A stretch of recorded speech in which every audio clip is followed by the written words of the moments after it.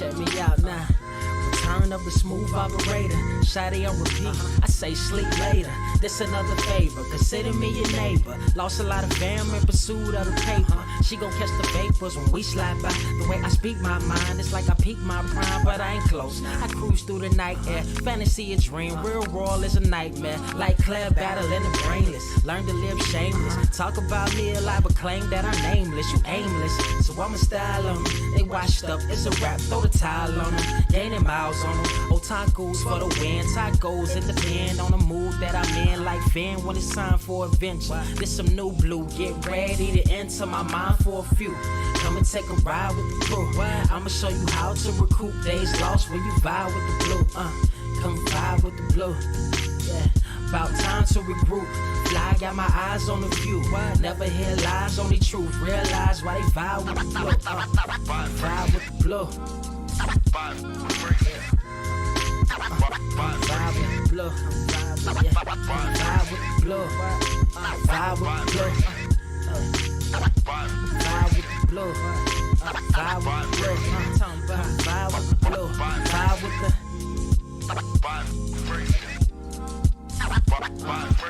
vibe with the sky. Wait, you know the rest. I'm blessed. I see you frontin' like you ain't impressed, but I still get requests. I'm playing Zelda on the GameCube. I quit spamming my music. Don't ever try forcing the links. That's a high rule. The wind waker, Mother Nature on my side too, controlling the elements. Go and check my avatar. I'm arrows ahead. Get the point. Moving forward. The battle scars accumulated over time are reminders of what I went through as a minor, but made me a grinder.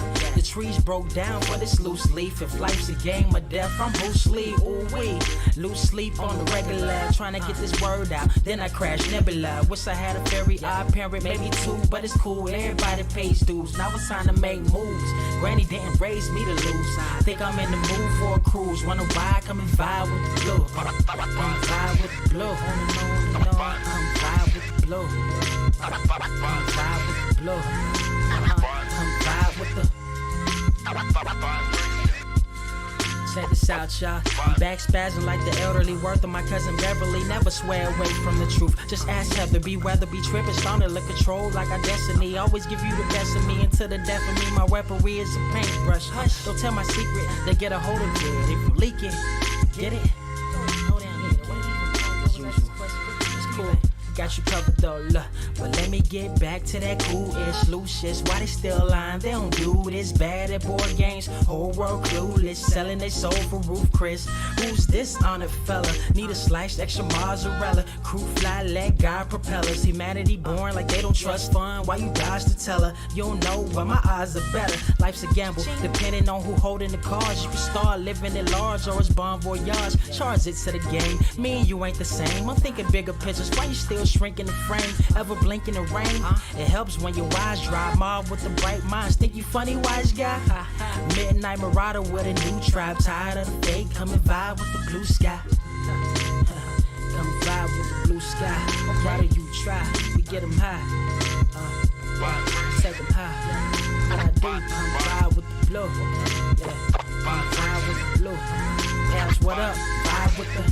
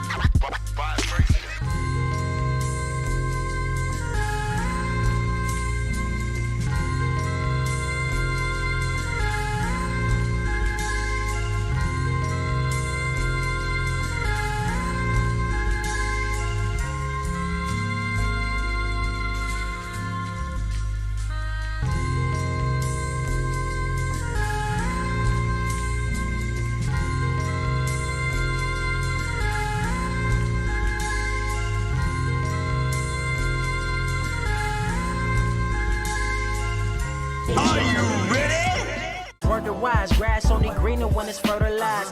Gave them truth in these songs, they prefer to lies. Destiny beautiful, adrift in her purple lies. You can't see me, you Stevie. Wondering how I reach more evolutions than Evie and make it look easy.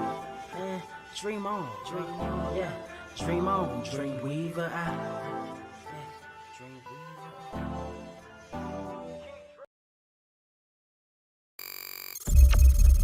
weaver. What is up, Earth's mightiest subscribers? It's your boy Ernie Blow. Without fear, we're back in the goddamn building. Got my homie Carter Presents with me. What's going on, pimp?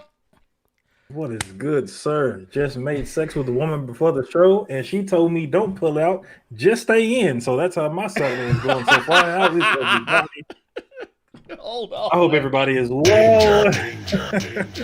Oh Lord, she said, "Hang around a while." That's a scary thought. That's a scary thought. You be sitting like, wait a minute. How is everybody? What's that? Is everybody, man? I said the Magneto came out. She got hit with a gravity squeeze. That's all I'm saying. We're gonna keep it moving. The Black Month is here. Oh, I'm done with you, man. I'm done with you. Hold up. Look, I'm about to pull a card, y'all. Y'all just gonna see like my camera feed just drop. I'm just gonna be gone. And I'll be like, dude, what the fuck happened to Blerd? Anyway, sorry, I had to take a little swig because, Lord, that hit me just the right way.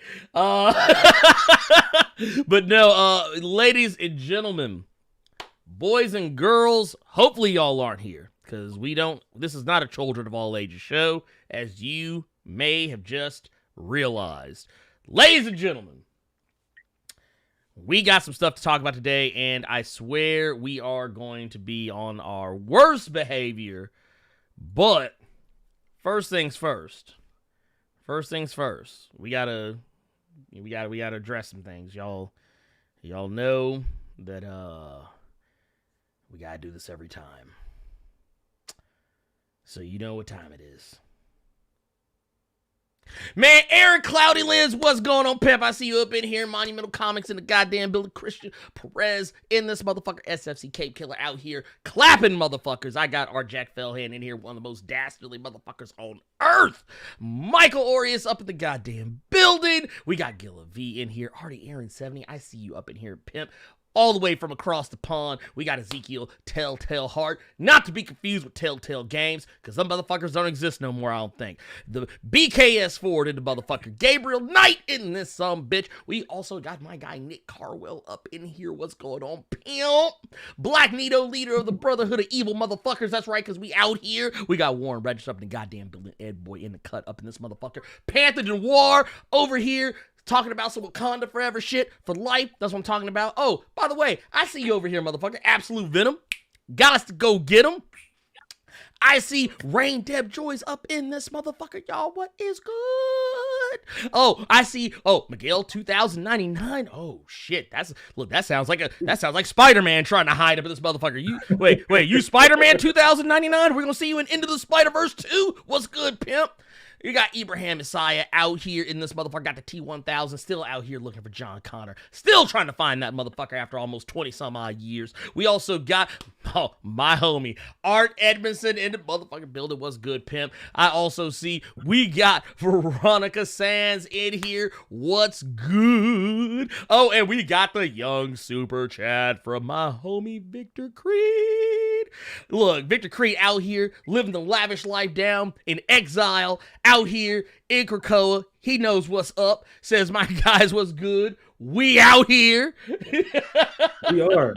I almost put you back in the hole for trying to bribe your way out of it. But we gonna let it pass. We let it ride. We'll let it ride. We let it ride. We also got the T-1000. Look, T-1000 even coming through. Look, coming through that support as well. Man, look at y'all already out here super chatting like a motherfucker. I'm here for it. Thank you, both T-1000 and Victor Creed for the super chats. Also, don't forget, because I got homie Yoli Spinner up in here. How you doing? Oh, Bentley Alexander, what's good? Cloudy D, how you be? Let's see, who else we see up in here? Splosh, what's good? Let's see here. Oh, wait, we got Ricky Domo in the building with the dab on him. We got Mojo88 up in here. Taishin Gasson, how you doing? We got Blerd Radio in the goddamn building. How you doing, pimp? That was awful. That was awful. Hey, look, hey, my God. Don't act like you ain't like that Jet Set Radio. No, I love it. Have it on my Vita right now. But what you just attempted, I don't know about that one. Oh man, come on I don't now. know about that one. What? You ain't down with Professor K? Problematic Professor K? That dude has some super cooler lips. I just want to point that out. I just want to point out that motherfucker has some super coolers. Professor K, the only motherfucker in Japan that can cool a whole pot of soup in one blow, just go.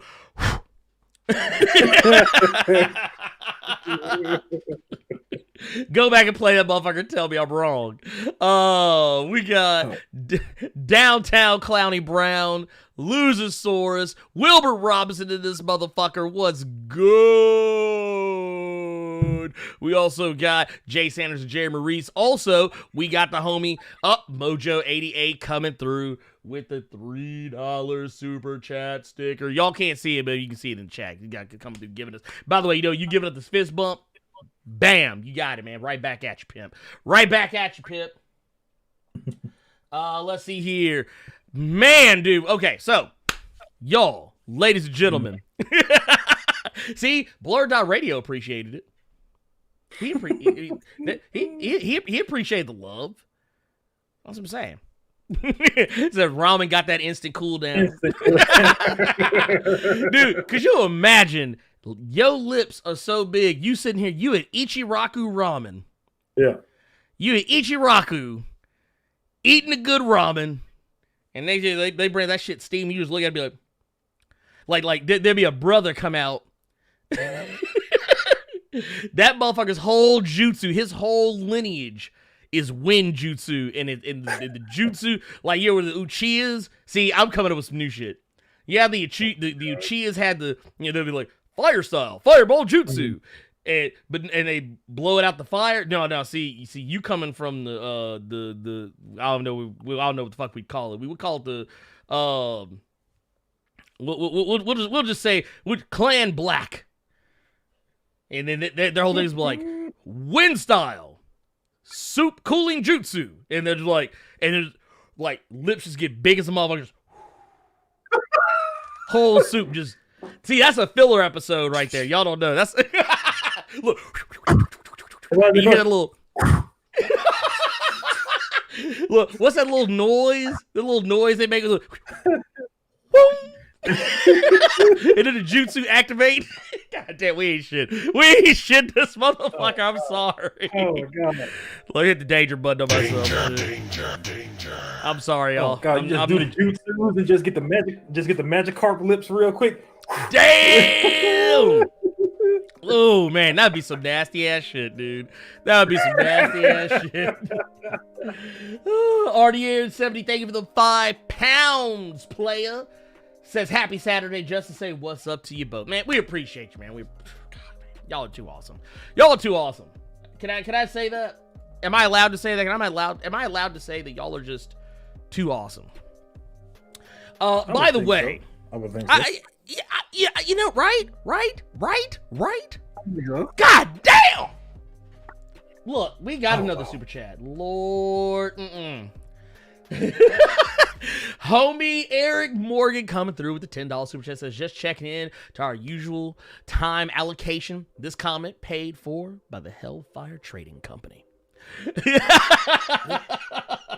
Look, you know what? Can we get the you know what I want? I want at some point. This message was approved by wait. Emma Frost approves this message. Oh wow. Lord, we gotta do it like old boy used to do those NWO ones, or anytime we say it, we have to look like we about to check the shit out of somebody. Like, this comment paid for by the Hellfire Trading Company. Like, we just gonna flame the shit out of somebody just saying, like, what? Look, you know what? I would put some money behind this. We need to like can we cut like a commercial for the cave? Oh wow. We'll cut a commercial for the cave. It'll just be like in black and white, and the picture will be jumping, look like it's on some bad bad recorded VHS. And Channel 69 from back in the day. Right? And look, the camera just be everywhere. Camera just be like... and have like some badass... like, dude, we really think about it. NWO's music was basically some porn music. Yeah. Down, down, down, down, down, down. Well, hold on, I want to try something.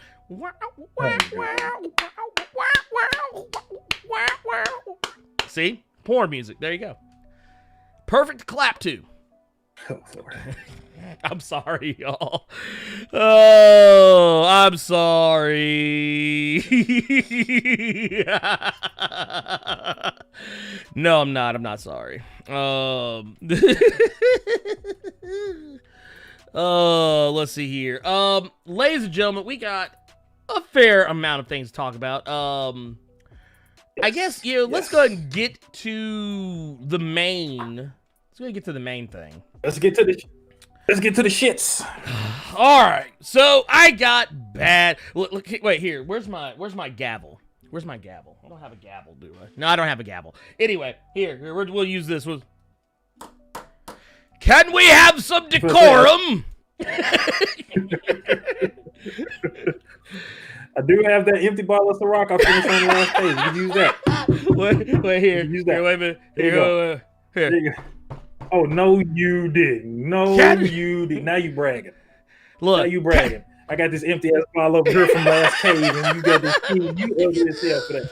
You foul for that one. Wait. You foul for that one. Can we have some decorum? My name is Wade Barrett, and I'm afraid I've got some bad news. Oh, Lord. Oh, I miss Wade Barrett being bad news Barrett. Did I fucking miss that shit? That motherfucker had me dying coming up on that tall ass podium. I always talk about some.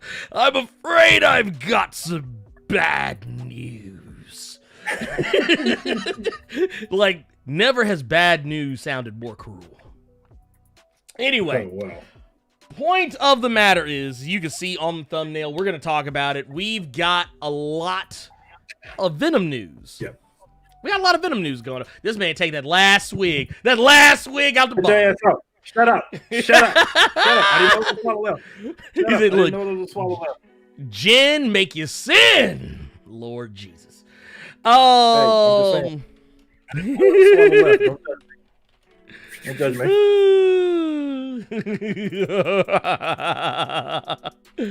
Oh, let's see here. Let's see. Okay. Oh, what I'm doing a thing. Don't pay me no goddamn mind. I'm typing. But no, we're gonna be talking about the fact that Venom number 200 is forthcoming this April in 2021, in the year of our Lord of the Rings. And this is going to be both a joyous, momentous, tragic, and likely, in all accounts, sad occasion. Yes. Because before we actually talk about our theories about what Venom number 200 is going to behold, the thing we have to talk about first is that the series, the series creative team, Donny Cates and Ryan Stegman, have been for the most part, the stalwart creative team for the series. Well, they are going to be walking away from the series after Venom number 200. So that's the bad news. That is, look, and I know, goddammit. I know, goddammit. I know y'all are booing. I get it. God damn it, I understand. Don't boo me. I'll ban your ass. Man, what you said. By the way, real quick, because we got another one here. We got John Harris, the Black Rogue. Oh, man, I like that name. John Harris, the Black Rogue, says, for the hard work, content, and laughs. Greatly appreciated, bro. Man, first off, thank you. Thank you for the love, the respect, the support. Thank you for that. We always appreciate it. We always appreciate that. Always. Coming through that $5 super chat. That name sounds like he should be a character in Die, honestly.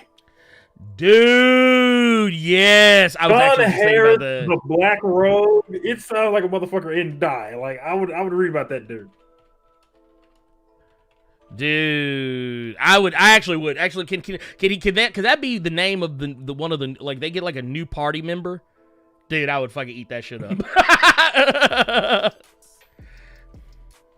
Let's see here real quick. I am, for those who are wondering what I'm doing right now, I have been putting a tweet together because I didn't do this beforehand. Because motherfuckers is lazy.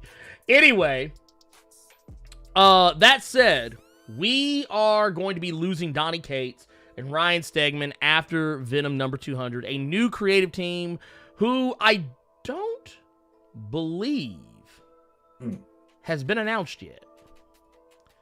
I don't believe the new creative team has been announced. That's why I'm nervous. Yeah, so I'm concerned. I have concerns that bad things are on the horizon because I think we talked about this when we talked about the top 10 comics of 2020. So I think this is safe to rehash here that we both said that when Venom was relaunched under Marvel Fresh Start roughly 4 years ago, we both said that nah, I'm good. I'm straight. I don't need that. We just had a Venom run. I'm good. Why we need another one? And then Venom turned out to be one of the most lit books Marvel was putting out. I think Venom and Immortal Hulk stayed in my rotation. As many a comic came and went. Before X-Men came along, and even X-Men was not as consistent as Hulk and Venom were. Nowhere near as consistent. No, not even close. And here's the thing, and I'll die on this hill. If Donny Cates was not on that book, I don't know if it'd have done as well. Donny Cates' star's risen, and he is he's all over the place now. And he's moving on to greener pastures. That's fine. We'll I tell you what. Where do you think Donny Cates is going next? What do you think he's going to be working on next? So Luzosaurus just put something in the chat that I didn't even realize, and I'm kind of, this would be some G shit if it were to happen. But Donny Cates is leaving Venom and Al Ewing wrapping up Immortal Hulk. I'm getting nervous, bro. I know you're getting nervous, but in a perfect world, in a masked Mamba world, what if them two fools switched? Bruh, I'd have fell out. Donny went to Hulk and Al Ewing went to Venom. Dude, let me tell you something. Do you know how crazy both of them books would get? Could you imagine? Bust everywhere. Dude, Donny Cates. I'd bust everywhere. It'd be semen flying all over the fucking place. It'd be crazy. Oh, be crazy. Lord. No. Look, let me tell you something. If Donny Cates wrote Hulk, you know how... Okay, Al Ewing already wrote that book. Nasty in a motherfucker. Donny Cates writing that some bitch? Donny Cates writing Hulk? Lord, dude, Hulk would be on his worst behavior. Y'all think he been out here in these streets in Immortal Hulk? Lord, Donny would have Hulk out. Dude, see, no, Donny, he'd be putting Hulk through the ringer. I already know. He'd be fucking that motherfucker up left and right. Al Ewing would turn Venom into, like, all y'all motherfuckers talking about y'all want Venom Space Knight back? You know that's what Al Ewing gonna motherfucker do, because that's Al Ewing's bread and butter. It's cosmic shit. Y'all know you. No, I wouldn't say that. I wouldn't say that. Because Space Knight was... It had its moments. Seeing Venom in a big ass space panda beating the brakes off aliens was funny as shit. Okay, I love it. I'm here for it. Honestly, if I can keep it 100 with you, and if I can keep it 100 with you all, honestly, I think he's just gonna when it pertains to Marvel, I think he's just gonna focus on Thor. I think he's just gonna focus on Thor with Marvel. He still has redneck and image. Mhm. He still has, oh my God, I can't remember the name of that book, but it has something to do with God Country. Oh, yeah. The free one. Or the yeah. Pay What You Will book. Yeah. I know. So I forget the name of it, but I know what you're talking about. Yeah. And he still has crossover. Yeah, with those, He still has crossover. Okay, yeah. And he still has crossover. And now that crossover is not what we thought it was in a miniseries, it's an ongoing. I think he's more so going to be focused on that because crossover is out fucking. Did you read it yet? Mm-hmm. Yeah, I read it.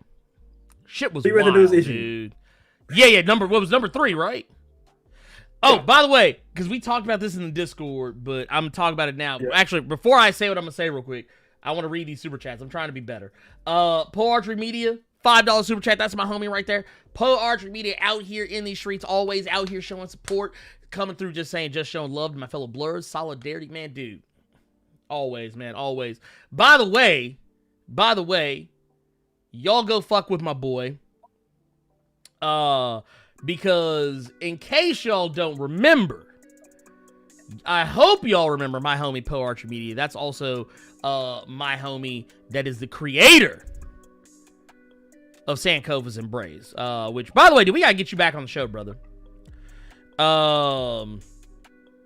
We gotta get you back on the show, brother, because we got matter of fact here, because I got to drop the link, pimp. I'm sorry, I has to drop the link. Y'all know, look, I don't make the rules, y'all. Y'all go check that link out. Yeah. Show a brother some love, because he's always out here in these streets for your boy. But so I want to say something, and I want to say it. I want to say it live because if I say it live, everybody will hold you accountable, and none of that shit will blow back to me. Oh Lord! Since you just talked about getting Poe Archer Media back on the show, yes, and you and I have had this conversation before, and since we're talking about Venom right now, and we've seen quite a few other people, other YouTubers and content creators, all of these interviews they've been getting.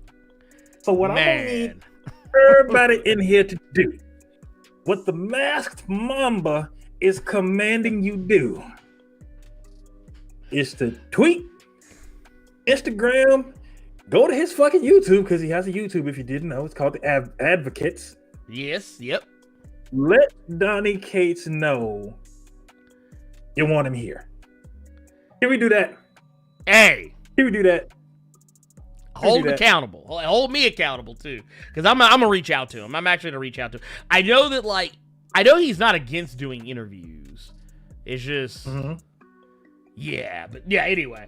But yes, y'all do what y'all gotta do. We got a $4.99 super chat from Absolute Venom. Appreciate you, brother. Damn. Donny Cates trying to put his focus on how he can get close to being sued by DC without being sued on crossover. You ain't shit. Oh, God. I love it. I fucking love it. Man, thank you for that, Absolute Venom. We also got my homie Chris Williams coming through here, says, with the $5 super, says, let him take over Amazing Spider-Man after Nick Spit. Dude, I'm going to tell y'all right now, y'all don't want to see Cate on the Spider-Man book, because I already know what he going to do. He already told me. Cate's told me first thing he doing is, everything going to get fucked up. Y'all think Spider-Man have been through the ringer these last, 15, 20, 30 issues? Yeah. Nah, Donny Cates would wreck that motherfucker, dude. That motherfucker probably come home, find Mary Jane swinging from the chandelier. Lord, let's see. Jamal Simmons with the $5 super chat says, "God bless the end of President Trump." Blerd. That ain't right. You know what, dude? Can I tell you how much more calm life has been? Good thing. Good thing. I'm here. Okay. I want us to stay on subject real quick. I want to stay on subject because I want it to come from the horse's mouth. I want it to come from the horse's mouth. So I personally think that he's more so going to focus on Thor. I want to know what you think Donnie's going to do, because I want you to say it aloud for the class. What you think Donny Cates is going to be on? So I was actually talking with Carter about this before we kicked off the show. So he actually had so Donny Cates had an interview basically with IGN. And he was basically talking about how, because first off, he actually had, and I hate that he had to do this. Apparently, because the Sentry was in King in Black, everyone thinks that Sentry is the unknown entity that's the opposite of Null, and they think that he's going to come back and reveal himself as the entity that is the age-old entity that Null is so afraid of, that has not arrived yet, which Donny Cates was like, no, that's not the case. No, he's not. Donny Cates came out and said, no, that's, please. He's like, please stop thinking that. But what he has said is that with Sentry, that we have not seen the last of him. So it got my wheels turning a little bit. Got my wheels turning a little bit.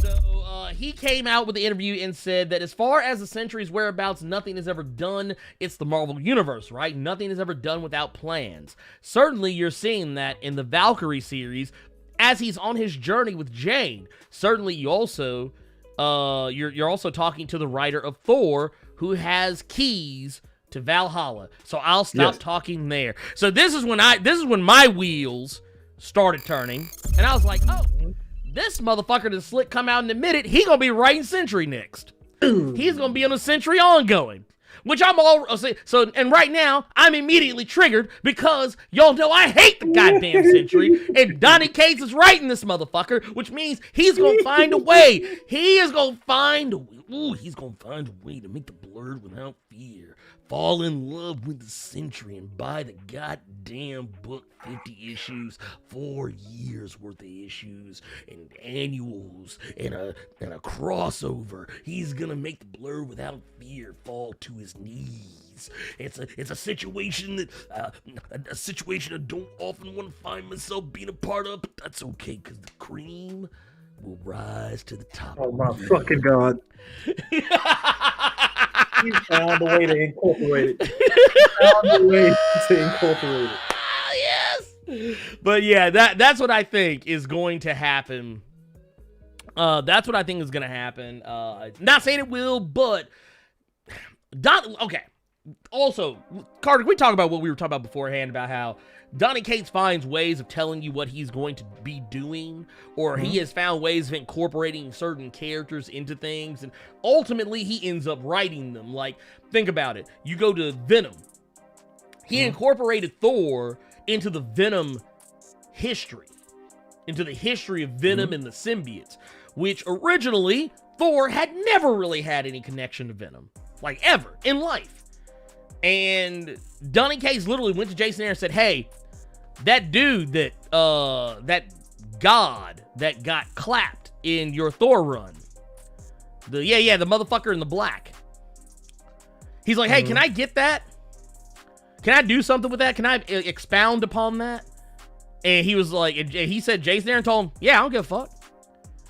And that's how you got Null. That's how you got All Black, the Necro Sword. That's how Gore the God Butcher went from being some dude just having a bunch of black shit that he was slinging around to now we're like, oh shit, that was a fucking symbiote.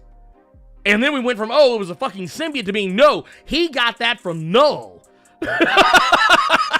And something tells me that the entity, the opposite entity, something tells me we actually have seen that motherfucker before, and it was the gold motherfucker that he was fighting. I bet we have. Yeah, I think it was that gold motherfucker that was also in that crater with the Necro Sword, where they were fighting each other. So, like, I never thought about it until just now, but I was just like, oh, duh, it makes sense. But remember how you talked about the Sentry popping up in Doctor Strange when Cates was writing it? He finds a way to work those things in, and something does tell me he is going to wind up writing the Sentry. Like, if the Sentry gets an ongoing, if it happens, I'm not saying it is, but if it happens, I wouldn't be surprised if Cates was the one writing it, because I remember before he got the Thor run, he was like, yeah, no, I'm not writing Thor. He said, Jason Aaron's staying on that book, and he said, I'm perfectly fine with that, because he's like, I don't want to live in a world where Jason Aaron's not writing Thor. And the next year we find out Jason Aaron's not going to be writing Thor anymore, and who's the motherfucker who steps up to the plate? Donny Cates. So there you go. The guy who fangirls Jason Aaron. Yeah, and mind you, still does. Oh yeah, because the one thing that he there's an excerpt in that interview where he's basically saying like his Venom run was basically done the same way that Jason Aaron did his store run. Mm-hmm. Where like you have a lot of stuff going on, but then you tell your story. So I thought that was really neat that even through everything that this brother is writing, he still comes back to he loves Jason Aaron. So this was cool to see. It was yeah. No, I'm sad that it's ending because it was like I was telling Ernie before we started the show. It does not seem like he's been on Venom 4 years. No, it doesn't. It does not feel like 4. It does not seem like it's been 4 years. I was about to call you out for that shit when you said it off stream. I was like, 4 years? It ain't been 4 years. But then I thought about it. I've been doing YouTube about roughly 4 years. Okay. And I've been doing Venom about almost that entire time. I've been doing like the Venom videos about roughly that long. Because, Venom kicked off a little bit after I kind of first started getting a little bit of shine on YouTube. And so that was about like a half a year after the fact. About 6 months after the fact. So yeah, I started doing the Venom videos, and the next thing you know, boom, there you go. God, it doesn't feel like it's been that long though. Doesn't feel like it. It really doesn't. Not, man. At all. Here, let's jump back in these super chats. We got Gabriel Knight coming through with the $4.99 super chat. Says, finally got a Saturday off. Showing support to Blerd and Carter, man. Enjoying the show. Thank you, Pim. Thank you. First off, man, enjoy your day off, man. I hope you got your feet up. Please. Hopefully you got a little something to sip on. You know what I'm saying? You know, little guy. You got pour a little something in the cup. Well, you know what? One day y'all gonna fuck around and y'all gonna see the Blerd Cave come on the camera, gonna cut, and I'm gonna have the do-rag on just like Shannon Sharp. I'm gonna have a Black and Mild hanging out my mouth. Look, I have a Black and Mild hanging, but what about talking about, huh? Skip.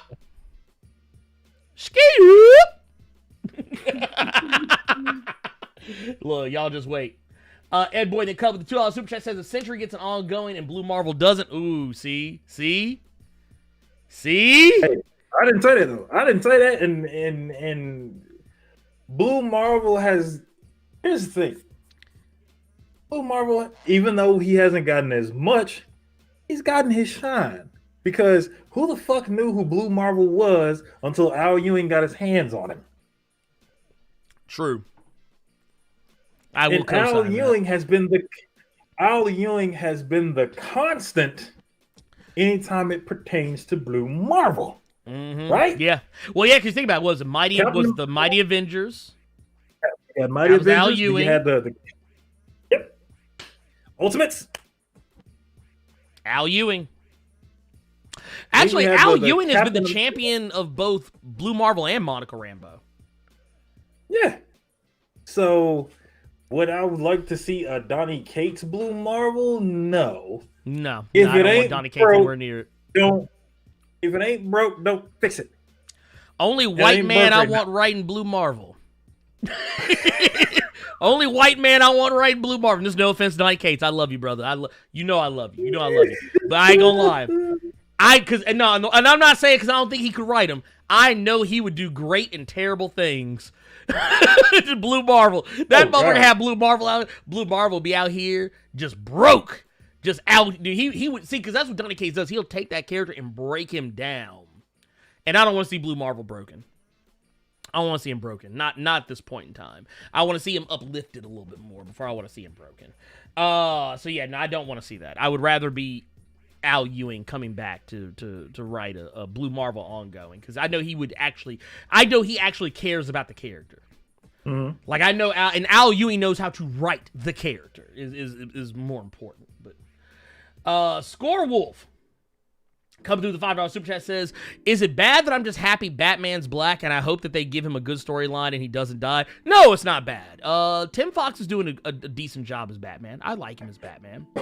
I'm just scared he won't stay Batman longer than it takes for your coffee to cool off. So I think it's more so he'll be Batman until Future State ends, and then it may or may not get turned into like an Elseworlds kind of deal. Yeah. Or a DC Black Label or something along those lines. Yeah. Because John John Ridley? Mm-hmm. He said that Tim Fox is not going to be going away as Batman after Future State, but that doesn't mean he's going to be the Batman. Like, Bruce is going to come back, and Tim Fox will just be relegated to the background. Like, you know what they'll do? I think what DC is going to do is they're going to embrace what Marvel has been doing for quite some time in regards to Spider-Man. Yeah. It's like, because they're doing it right now. They're doing it right now with Yara, Flora, Nubia. It's like, we got Diana, but we also got Nubia, and we also got Yara. And they're Wonder Women too. Tim Fox is also Batman. But the thing is, I think Tim Fox deserves better, and I know DC doesn't know how to do that. So I have no hope. I have no hope for Tim Fox. I want to be pleasantly surprised, though. I want, because I like We are getting so... Dude, we actually so many are. Fucking super chats. It's ridiculous. Dude, yeah, because as I start trying to go through them more, keep coming. I'm not saying y'all have to stop. I'm just saying that, I'm overwhelmed, and this is first world problems. Nick Carwell. Please. We need our shmonnies. We need our shmonnies. Yeah. Because Gladys. There's a pandemic going on. Right, and we also have to pay for Gladys, Carter's assistant. see, I don't like when you do shit like that. He likes to make it seem like we're just a team, like LeBron and Kobe. I pay for Miss Gladys, okay? He don't touch Miss Gladys. I pay for Miss Gladys. Miss Gladys is mad right now because it's raining in fucking California for some random ass reason, so she can't go to the beach and look at the lifeguards, okay? I pay for Miss Gladys. That's my assistant, not yours. You got your wife and you got your daughter. Get your ass away from my assistant. Oh Lord, that about killed me. I'll leave Miss Gladys out of this. We got my homie Nick Carwell, so just showing love, my brothers. I would love to get on my podcast. I'm assuming saying he's love to get on his. I think he's trying to say he wants you on his. Hey, hit me up. I will say this. Don't hit me up on Instagram. A lot of motherfuckers been hitting me up on Instagram, and I'm telling you, it's the worst way to get a hold of me. It's the worst way to get a hold of me. I don't answer my email as often as I probably should, but man, I answer Instagram even less. Because I don't ever open Instagram, because honestly, all that's on my Instagram is big booty hoes, and I'll admit that. Danger. Instagram thoughts. And artist. That's it. That's all that my Instagram is, really. That's my feed. And I don't open that feed very often. Because, if I start seeing booties, I'll just be like... I keep scrolling. There you go. Hey, I admitted about myself. Look, hey, somebody... look, I want to show y'all something real quick. This has nothing to do with nothing. I want to show y'all something, though. It has nothing to do with nothing, I swear to God, but, sorry, that has nothing to do with nothing either. No, one of my homies, Super Mexican Bros, on Twitch, he tagged me in some shit last night, dude, and I've never felt more seen in my life. Dude, I felt so seen. Y'all have no idea. Like, I've been joking about this. I've been joking about this in the Discord for a while. But here, I'm gonna pull this video up. I want y'all to see this shit because it was hilarious to me. But it was making fun of how wait, I can't blow it up like that because it won't show up very well. But yeah, we'll do it like this. Here, there we go. Like the video is just titled Resident Evil 8 Big Lady. I love how she has a name and none of us are calling her by it. We just saying the vampire bitch, the big lady, woman with the big titties. That's all we've been calling her lately. Her name is like Dimitri. I think her name is Dimitricus or something like that. I can't remember exactly, but anyway. But he says, I think I found what Blerd Myosphere thinks about this giant lady.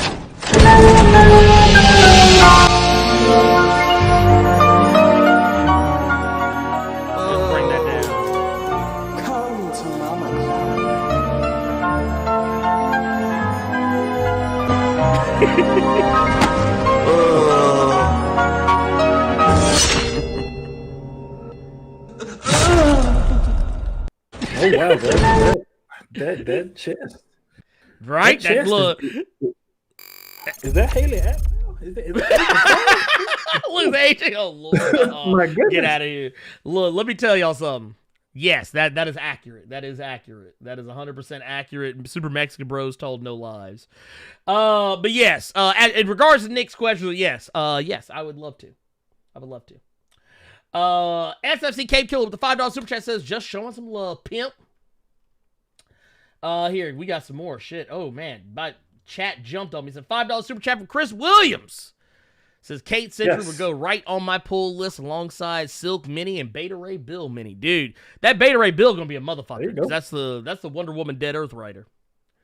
Let's see, Raymond Pope with the $4.99 super chat says, do you guys think the one above all will get his lazy ass up and check Null, or will he leave it up to the Bortles? Null barbershop though? Yeah, dude, let me tell y'all something. I don't think the one above all want any smoke from Null. I think one above all will fuck him up, but he don't want no smoke. He don't want no smoke. That's see that's the thing about the one above all. One above all can fuck up anybody, but he just don't want to be bothered. The one above all is One Punch Man. He's like, nah, I'm good. Nah, I'm all right. I ain't really trying to do nothing. I ain't really trying to fuck with nothing. You know what I'm saying? Yeah. It'll be good. No, let him keep fucking up. Let him keep fucking up. I'll clean it up later. I see someone in the chat said something about a return of Batman Inc. possibly. Yes. I think Batman Inc. is probably coming back. Maybe. I don't know about. I think something similar. I'm not saying exactly, but something like I wouldn't be surprised something vaguely similar. Like if you had like kind of like I think we talked. I can't remember you and I talked about this, or we talked about this in Discord or something like that. But I know, like at some point in time, I talked with somebody very recently about it. Like if they did, like they kept Bruce out of the picture, have Luke and Tim running, Wayne Industries in Bruce's stead, and have like Luke and Tim both calling the shots, and like you could technically have like. You could have your Batwing and your Batman, and you could just it'd be great. But yeah, anyway, I would read deleting the signal. Y'all just getting rid of the signal around them motherfuckers. Y'all just said, "Hey, Duke, God, dude, no. See, what I would do is, no, I wouldn't do that. I would let Duke be great. I would let him be great. I would have him come back as a Robin because he was better as a Robin. This signal shit, they need to let go. Talking about the signal, Lord." Chris Williams says, John Ridley on Blue Marvel. I'd co-sign that with a $5 super chat. I'm here for that. Thank you for that super chat again, by the way. Hulk be smashing. The $5 super chat. It will be the Fenoi. That's a new Marvel character I ain't heard of. The Fenoi. Okay. I won't lie. Phoenix is actually one of my one of the worst words for me to actually try. Like, I always have to double check myself, but I totally get it. The Phoenix original entity as the god of light, and Dylan will be the final host. Honestly, I don't want the Phoenix anywhere near the story. I don't want that red-headed motherfucker that is chilling in Jason Aaron's Avengers right now. I don't want that heifer nowhere near Venom. Look, let her keep putting her paws on T'Challa. Because the whole time I was reading Avengers number 41, I was like, T'Challa, T'Challa,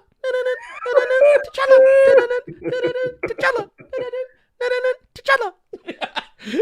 Look, I'm gonna tell y'all right now, Jason Aaron been slick writing a Black Panther comic, and y'all just didn't know. This motherfucker been slick writing a Black Panther comic, and y'all just didn't know. Because he been focusing on Black Panther like a motherfucker this last good bit. He's like, nah, we just do it slowly. He's like, I don't want to take away from Ta-Nehisi Coates, but he's like, I still kind of want to write Black Panther. Yeah.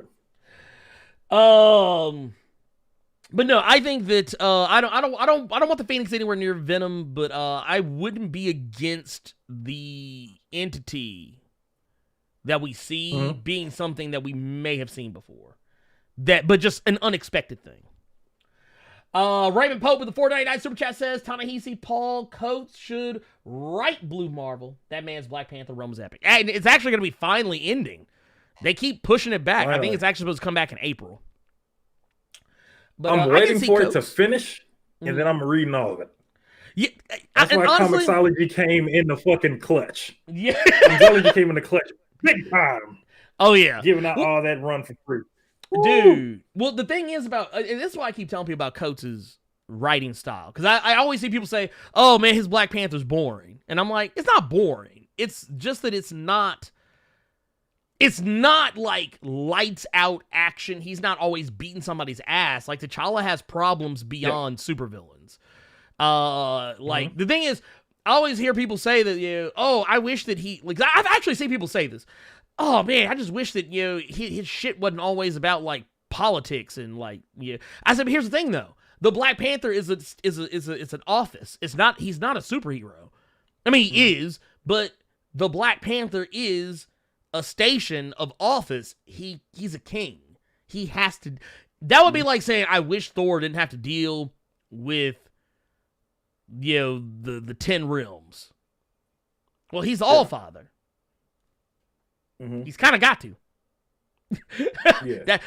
He's Odin now. I want to drink mead. Yeah. Yeah. Man, realms. Now y'all can keep that. I need a core. What? He's like, what? Come on now. We fought for this. Thor drinks cores? You don't want to handle water realms to drink a cores? What? They're going to have this motherfucker drinking Natty Light. They're going to have motherfucker drinking Natty Light, man. I'm so ashamed. I would sign a petition to get that fucking book canceled if they had Chris Hemsworth run around here drinking Natty Lights. That's a sick, racist pervert if he run around here drinking Natty Lights. What if he was drinking Pabst Blue Ribbon? That just hit a nerve, and I don't know why. Can we read these other super chats, please? Thor drinking Natty Light. Jesus. Actually, this is actually a good transition because J-Roy came with the $5 super chat, says, does the Odin Force, Thor Force now, stack each time it's passed to another god, adding each of their powers to the mix? That is an interesting question. Because I've never thought about that. I just kind of assumed that the power that Odin wields... You know what I assumed? I assumed that maybe like Odin's power is added to Thor's. Yeah. But I don't know if... Like, okay, so Bor, who was, if I'm not mistaken, was Odin's father. I don't know if Bor's power stacks on top of Odin's and then Odin's stacks on top of Thor's, but I do know Thor apparently still has the cosmic powers because he ain't lost that suit. Yeah. He ain't lost that Galactus suit yet. So right now, Thor is one of the most powerful people in all of Marvel Comics. Which is why I think Donny Cates had to break him down a little bit as a result. Because, kind of messing with Mjolnir to make him not as OP as he could be. Yeah. But one of the most that is powerful something interesting to think characters about. in Marvel right now. But he got, man, just put down with a butter knife. Lord Jesus. You ain't shit. I'm just saying, man. Well, no, you killed me because we were talking about King in Black. He was like, man, he said Thor laid that wood on him. Oh yeah, like, that shit had me cracking up. That was fucking dead. Okay, let's see. We still got some more super chats. Hold on. Wow. Gabriel Knight with a 499 super chat says, here's a little something for Miss Gladys. See, look, Miss Gladys even get a little something.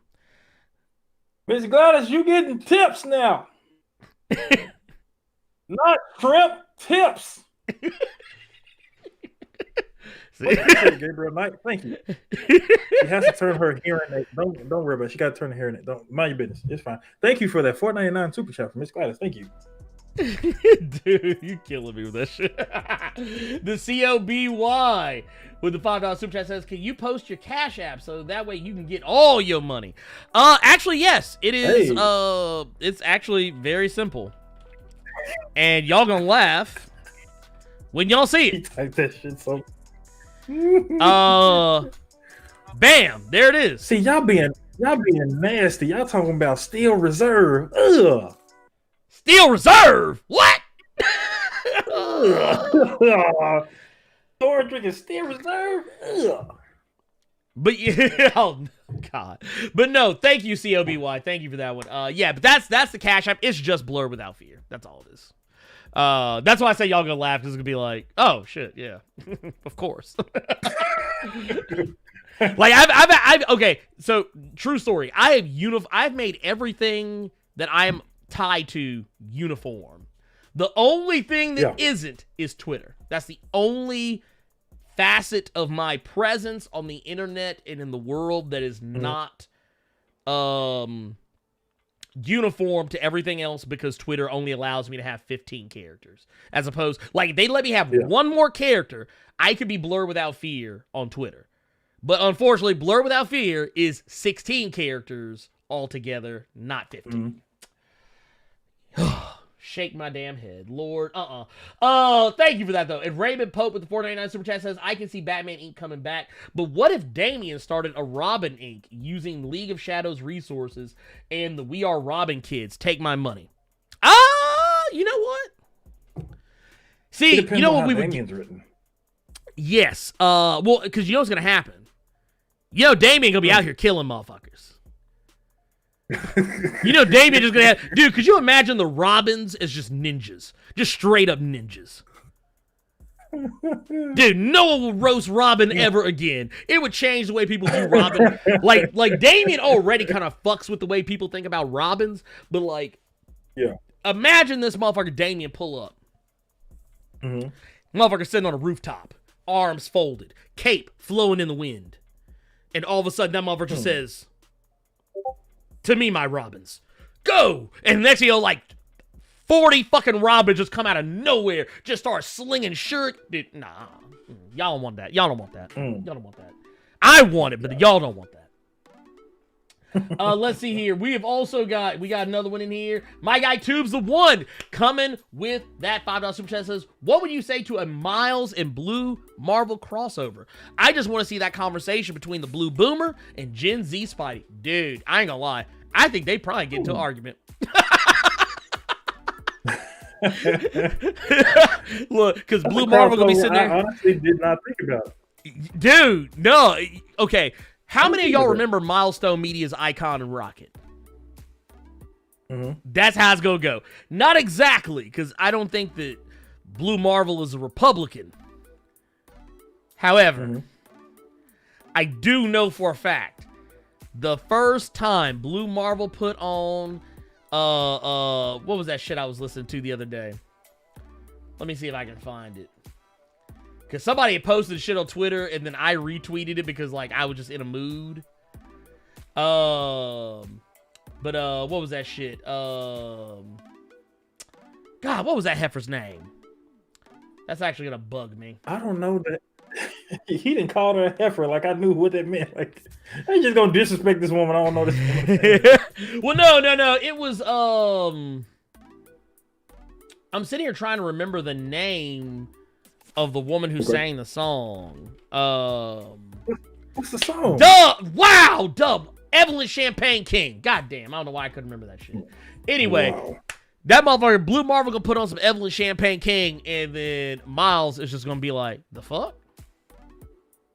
What's this? Little Blue Marvel gonna be like, yeah, what you know about that? Yeah, you don't know nothing about that, little young buck. Why?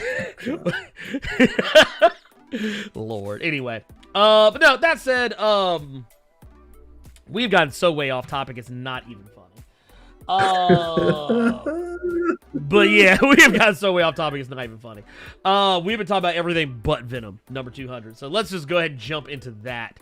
Let's see. Yes. So basically, the thing is, the whole thing is, Venom number 200, the way it is laid out, the way it is shaping up, is that we see the cover here, and we know covers have a tendency to lie.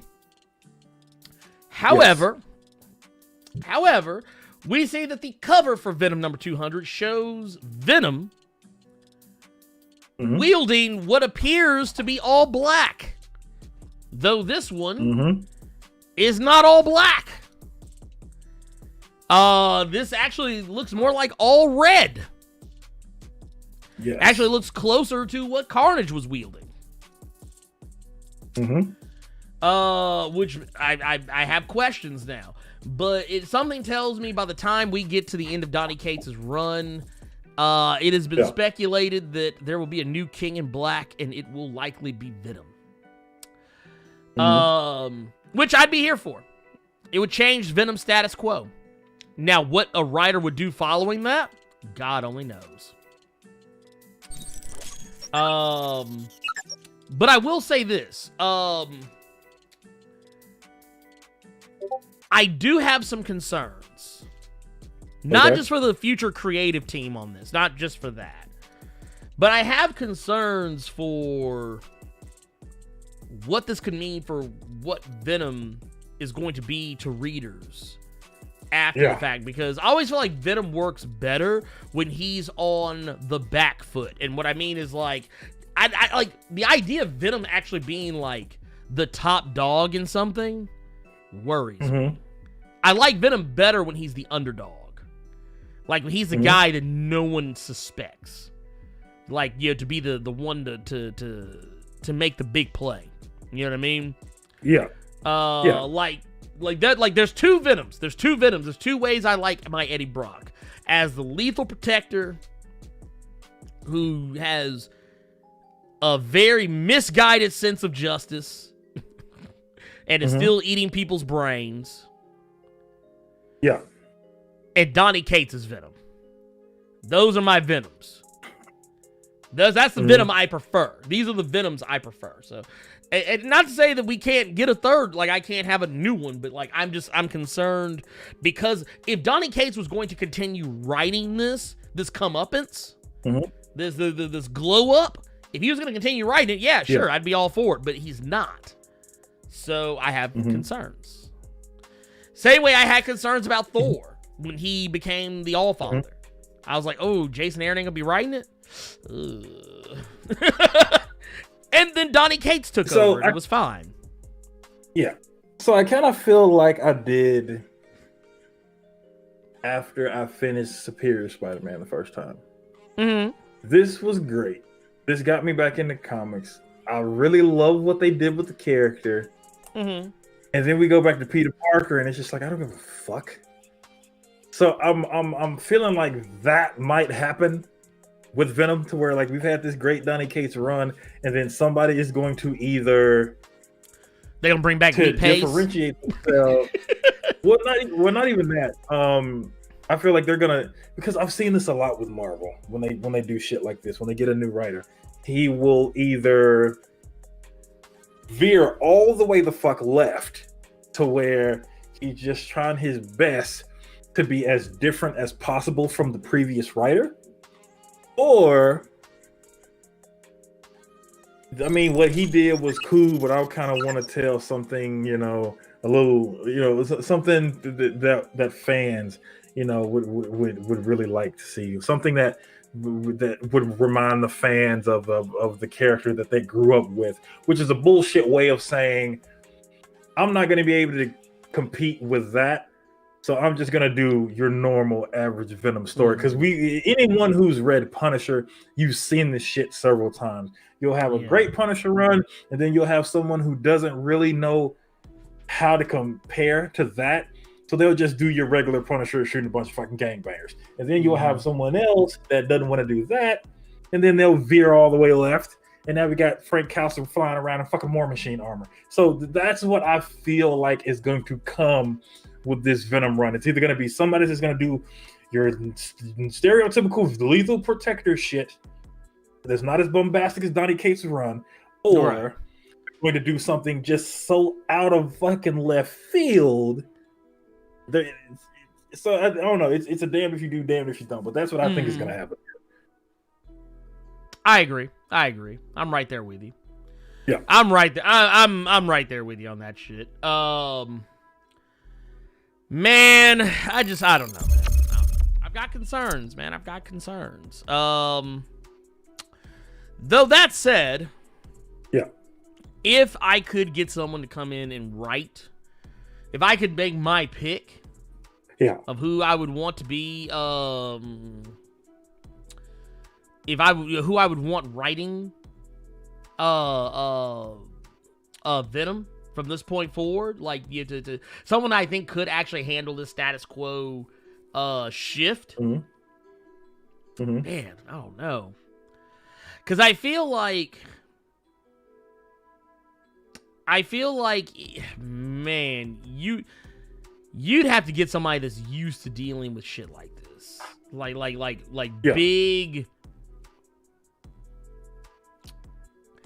big status quo changes that actually have weight and carry over. Man, I don't know, dude. I don't know who you would get.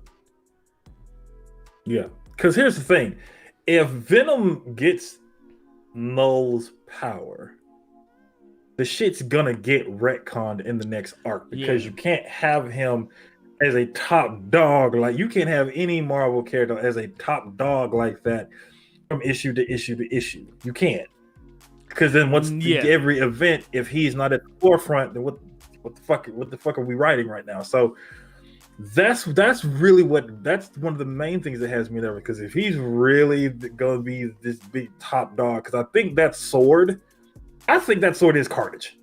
I think he got that powerful. He turned Carnage into a fucking sword. Because if you remember the Venom Island stuff, some of that Carnage symbiote was on a fucking shark. So it wouldn't surprise me if that sword was fucking Carnage. But I think that's what we're gonna run into, and I think it's gonna be a little bit disappointing. I think I don't want to be a negative Nancy, but I think, like, where could you possibly go? I think you'd have to make him go away. I think you have to make Venom go away for a while. I think, and honestly, kind of like with the Hulk, especially after a run like okay, 2 epic runs running side by side. I think honestly, take him off the table for a minute.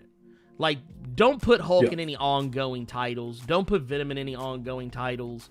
Let them motherfuckers simmer for a minute, and then bring them back when you can get somebody on the book who is incredibly competent, who knows, because this takes a plan. And it's not to say they haven't had people that, like, because I'm pretty sure this is how this works.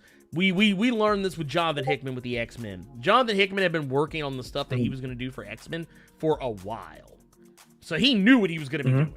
Like all the while Matthew Rosenberg was writing his shit, Hickman was already getting ready to change everything. And I will say this to Hickman's credit, a lot of the stuff he does carry some of that shit over. He actually does carry. Actually, I the more I read into it, actually a fair chunk of what, like, it actually kind of, like, going back, I now kind of understand why Matthew Rosenberg killed some of the characters that he killed to take them off the table.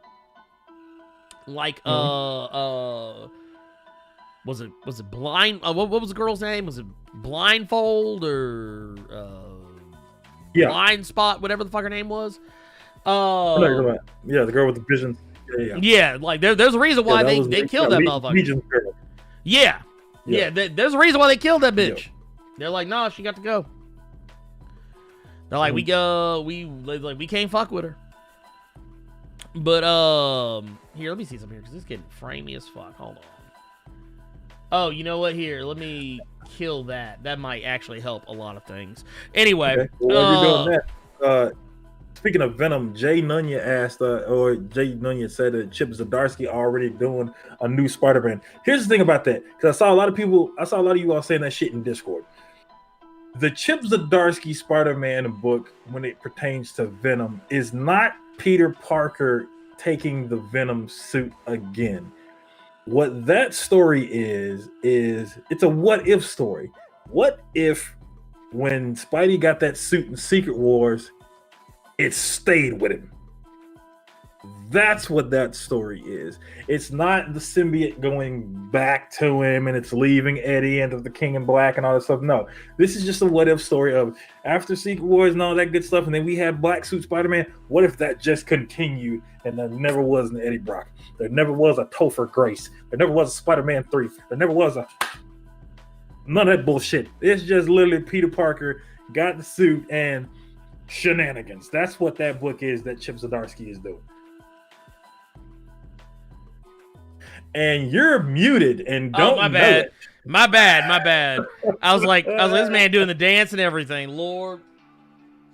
I had to blow my nose and turn on my fan. Sorry. I'm back. I promise. Let me turn that down a little bit. There you go. Okay. So here, let me mess with some things. There we go. Okay.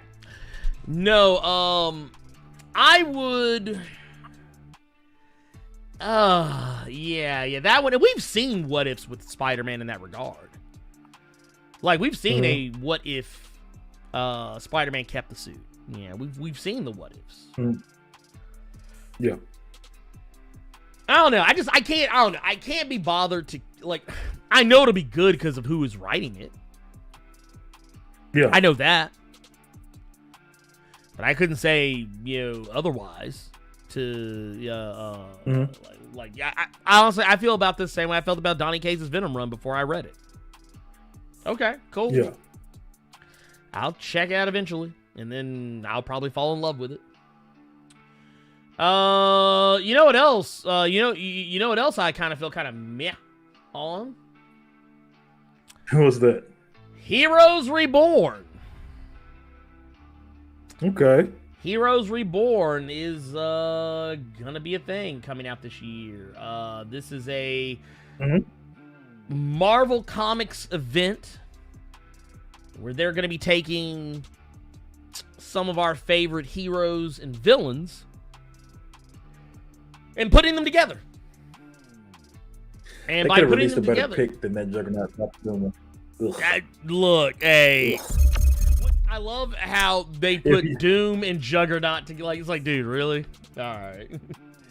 Like, if you wanted me hyped for a fucking event, showing me that picture ain't doing it. This ain't it. This ain't it, Chief. I'm trying to see. There's some other ones they got down here too. I guess, is this supposed to be? I don't even know who that's supposed to be. Is this supposed to be Scarlet Witch and... Who is that? Ew. Oh, wait a minute. I think I know who that is. I think is that Scarlet Witch and the Enchantress? Is it Jackpot? Lord, get that shit out of here. Look. I'm about to shut the whole stream down. I'm about to shut this whole motherfucking stream down if it's Jackpot. They bet not. Oh, it's Scarlet Witch and Jean Grey. Or Enchantress with I don't know. I'm just, you know what? Here. Let's look down here. Because I see there's some other ones.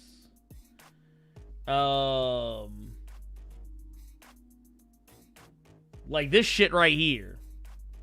You got Peter Parker. And apparently, I don't know who the fuck that is that just leapt off, but you've got Ben Grimm. Yeah. And Mr. Fantastic, but Ben Grimm is not the Thing. He's some Nick Fury classic Nick Fury stand-in or something. I don't know. So with that, I'm wondering if that story takes place because for whatever reason, the little that I do know about the Fantastic Four, apparently it's once a year or once every few years he's human again. Yeah. That's something that Reed was able to do. So I'm wondering if that's what that is. Because when I was reading that article and it said that Ben Grimm and Reed were gonna meld together, I kind of laughed because I'm like, well, maybe now this is the point where Reed, I bet you Reed find a way to fix him being a rock forever. Now, goddammit, if you didn't got Khabito'd and King Kai together real quick, I bet you find a cure for your homeboy now. So I think that's more so what that is. But I mean, I don't know how you feel about this, but I'm getting. I'm not feeling it. Wait a minute. Yeah. What's up? So I'm reading this article, and I just scrolled down to the bottom. But as for the story itself, Heroes Reborn began with the Avengers, the Fantastic Four, and Dr. Doom being reborn after seemingly dying while fighting the X-Men villain Onslaught. Y'all better not bring back no goddamn Onslaught. Look, if y'all bring back Onslaught, I'm shutting the channel down. Y'all better not bring back no goddamn I'm Onslaught. shutting the channel down. Y'all bring back on, because you know what? I'm not going to read it. I'm not going to read it. I'm not going to read it. I fucking hate Onslaught. Dude, this fucking dumb. Come on, man. I'm getting fucking Rick Remender Axis vibes from this event. Like, y'all were bored. Like, how many times have we had this argument with Marvel where it's fucking event fatigue? Y'all doing too much fucking event fatigue. This just proves it. You motherfuckers was drunk, wasn't it? Y'all had some of this opinion, didn't it? Thinking some stupid ass event like this. Look, y'all came in talking about, look, I can see it right now. Motherfucker come in, like, talking about some, yeah, I know, you know where to sell some books? Oh my God. Take Spider-Man and make him the Punisher. Kids will eat it up. Now, that said, no, they would not eat it up. I don't know. Maybe these edgelord ass kids is out here today, probably, sure. But I can't be bothered. Like, I honestly cannot be bothered. I feel like ew. Like, no. I feel bad for who's writing these stories because they not getting read. I can go ahead and tell you right now, like, these will not be a recommended on the Blerd Cave. No. These, look, I tell you what, man, I don't like making declarations like this, but ain't nan one of these motherfuckers ever gonna make it on the recommendeds. I'm sorry. This is some 90s shit. This is some fucking this some amalgam fucking. Thank you. I couldn't think of the word. This That's what this is. Yeah. Dr. Doom and Juggernaut with Doom on his fucking knuckles. So somebody that got fucking merged in this event got a bunch of pockets. They got a bunch of pockets on their suit. I bet you any amount of money. They got a new costume. They got a bunch of fucking pockets. I'm trying to see who's the creative team on this. I'm trying to see who's gonna be writing any of this. I don't see, like, I see, the names of people who are gonna be like, editing this and kind of overseeing this. Probably the people who made the decisions, like CB Cebulski and shit like that. But I'm like, whoever's writing this need they ass whipped for taking this job. I know you got to keep the lights on, but come on now. Anyway, keeping the lights on, shit. You ain't keeping the water on with this nasty event. Look, let's talk about something that's actually entertaining. I want to talk about WandaVision. Okay, that's what I want to talk about. But first, we have got a super chat. We actually got a few super chats we need to jump into because. Oh wow! As soon as you said it, we got another one. God damn! Look, left to right, man, left to right. Nick Carlo with the $5 super chat says, "What do you think about Blue Marvel in the MCU being played by Keith David?" Ooh, no. Too old. Too old. I mean, I'm not saying, look, okay, if you'd have told me Keith David back in like the 80s, I'd have been like, oh yeah. Like, we get that Keith David? I mean, dude, have you seen him in the thing? That voice at this point, that voice is synonymous with Spawn. You can't. Because all I'm gonna hear is Spawn. Like, Wanda! Oh, Lord. I can see. Okay, I tell you what. I tell you what. I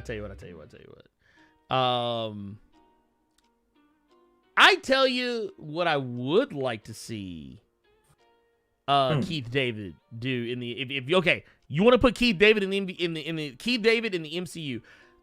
Here's what I would do. Here's how I would do it. Make him and I know it sucks because he wouldn't be playing the actual person. Most likely. But give me a character like Galactus and make him the voice of it. That I would eat the fuck up. If you made Keith David the voice of Galactus, I would fall the fuck Just saying. Yeah. Next up we got Nuke Juice coming through with the $4.99 super chat. Says, "Where's Blue Marvel and Monica Rambeau during this event? Doing the Netflix and chill thing?" Yeah, they probably clapping cheeks. They ain't fucking with no King in Black. They ain't trying to. You know what? They like the King in Black. Shit, only King in Black around here is Blue Marvel and Monica Rambeau. Cool. Danger. Look, you go by the. That was a penetration. That was a penetration joke. If you kids weren't aware, in the Blerd Cave, we do a little bit of everything. We do some comic chats. We do some video game chats. We gotta do some penetration jokes every so often. Oh yeah, every now and again you gotta drop one. I ain't shit. No, but I asked Donny Cates the same thing. I was like, and actually I noticed some of y'all did too. After the one video I put up where I asked like where Blue Marvel and Monica Rambeau and all this, and I didn't see Donny Cates with an answer, so I have questions. I love it when I have a question. When I have a question for Donny Cates, he don't answer that motherfucker. Carter has a question. Cates answers. Ain't that about a bitch? Is Cate scared of the Blerd without fear? Nah, he was scared that Miss Gladys was gonna slash his fucking tires. That's what that was. Oh, this man is look. So wait, not only is Miss Gladys the assistant, but she's also the do dirt motherfucker over at House Carter. I didn't tell her that. I would appreciate if you didn't spread her business like that out in the street. Leave my assistant alone. Damn. Oh Lord. No. Nah, Miss Gladys, she all right. SMC Cape Killer with the $5 super chat says, "Kill off Eddie Brock and let Dylan take the mantle and have Spider-Man train him a whole new future and stories." You know what? I wouldn't be against Dylan being the next generation. You gotta write him correctly. I don't want anybody coming in fucking it up, because Dylan kind of been all over the place, and I don't want someone to come in and fuck it up for the rest of us. But I would not be against Dylan becoming like, because I mean, think about it. He's at that age right now that, I mean, hell, you got a whole ass Miss Marvel, you got Miles Morales running around, you got motherfucking champions and shit like that running around. Yeah, let Dylan be great. And I think, are we caught up? I think we might be caught up. I think we are caught up. We got 3 more. Oh God, no! I just saw that shit. I was like, I got excited. I was like, man, we caught up. We got Justin Malone with the $4.99 super chat says, "Yo, Carter, Invincible dropped a release date finally." Yeah, we were actually going to talk about that. A little bit towards the end of the show, but yes, well, fuck it. I guess we're going to talk about it now. Okay. March 26, 8 episodes, 1 hour long episodes. You copped all the compendiums yet? Okay, so number 1, I knew there was Invincible news, but I was waiting for the show to find out. March 26th, thank you. 8 episodes, okay then. Hour-long episodes? I just came a little bit. Did I cop all the compendiums yet? No, I have not. I am actually going to get the 3rd and final compendium this week. I was supposed to get it last week, but adult things. So, yeah, I'm going to get that last compendium. We can go ahead and finish it off. I think, though, that it has mostly everything. I think there are a couple issues in there that I haven't read, but yeah, I'm getting that 3rd compendium this week, and I will have all 3, and then I'll be done. I'll never buy another fucking compendium again because they hurt my wrist to fucking read them. That shit stings trying to hold that motherfucker like this. Oh my God. But yeah. Well, here's the funny thing. Okay. Oh yeah. No, well, since we're talking about it now. Yeah. We'll just go ahead and jump to that. Fuck it. So Robert Kirkman's Invincible. Now, yes, it was brought up that the show will be released on March the 26th. What was not brought up is that it will be 3 episodes that air on March 26th. The rest of them will be released week to week. So April, matter of fact, I got it right here. I actually had retweeted this from the official Invincible Twitter account. But yes, March 26th, episodes 1 through 3. We'll get episode 4 on April 2nd, 5 on April 9th, 6 on April 16th, 7 on April 23rd, and episode 8 on April the 30th. So, there you go. So it's coming. It's coming. Oh, but yeah, it's like, yeah, it's gonna be a big deal. It's gonna be a big deal. I'm looking forward to it. I hope that I just hope it's good. I just hope it's good. I hope it's as good as it looks. That's really all I got. I hope it's as good as it looks. Because it looks fantastic. But that said, let's keep on with these super chats. Raymond Pope with the $4.99 super chat says, what if they combine Onslaught and Nimrod? Ooh, first off, let me stop you right there. Don't do that. Don't do Nimrod like that. Nimrod deserves better. Says that would be a bit overkill, and that last one looked like Peter Parker and Hyperion, Superman, Jimmy Olsen type deal. I could see that, maybe. Hyperion's been getting a little shine lately, though he did get bodied in Avengers number 41 in ways that only Hyperion can be bodied. That motherfucker got mentally bodied. Shang-Chi is just out here like that. Shang-Chi just meditating and broke off Hyperion. Lord, have mercy. Anyway. But yeah, no, Onslaught and Nimrod, no. I would not want to see that. They keep that shit. That's so nasty. Dude, I would be so mad. I would be so fucking upset. I would be so fucking upset if they did that shit. R. Jack Fellham with the $5 super chat says, no matter what happens to change the Marvel Universe, Reed Richards still ain't shit. You goddamn right, dude. Reed is a fuck boy for real. Like, he is the epitome. Like, when you see motherfuckers talk about fuck boys, that's him. Like, I think Donny Cates feels the same way, because he's writing him in King in Black, where it's just like, bitch, focus on what we're doing right now. Stop being fascinated at Dylan, you ugly ass white boy. Focus on saving the planet. Wait. Can I point out something? Please. Yo son sitting over here ain't got no powers. Yo son sitting here struggling. And yo ugly ass over here fawning over Eddie Brock's son because you see how powerful he is. Man, get Reed out of here, goddammit. Somebody fire his ass. Oh, motherfucker. Oh, look, you know what? Next time I see Reed, it's on site. Look, let me hit the music. Yeah, this motherfucker. I can't stand Reed's old ugly. Look, he gonna make me go full members. Look, old punk ass, puss ass, bus ass, trick ass, mark ass, funk ass, whack ass, bust ass. Dude, I can't stand Reed Richards.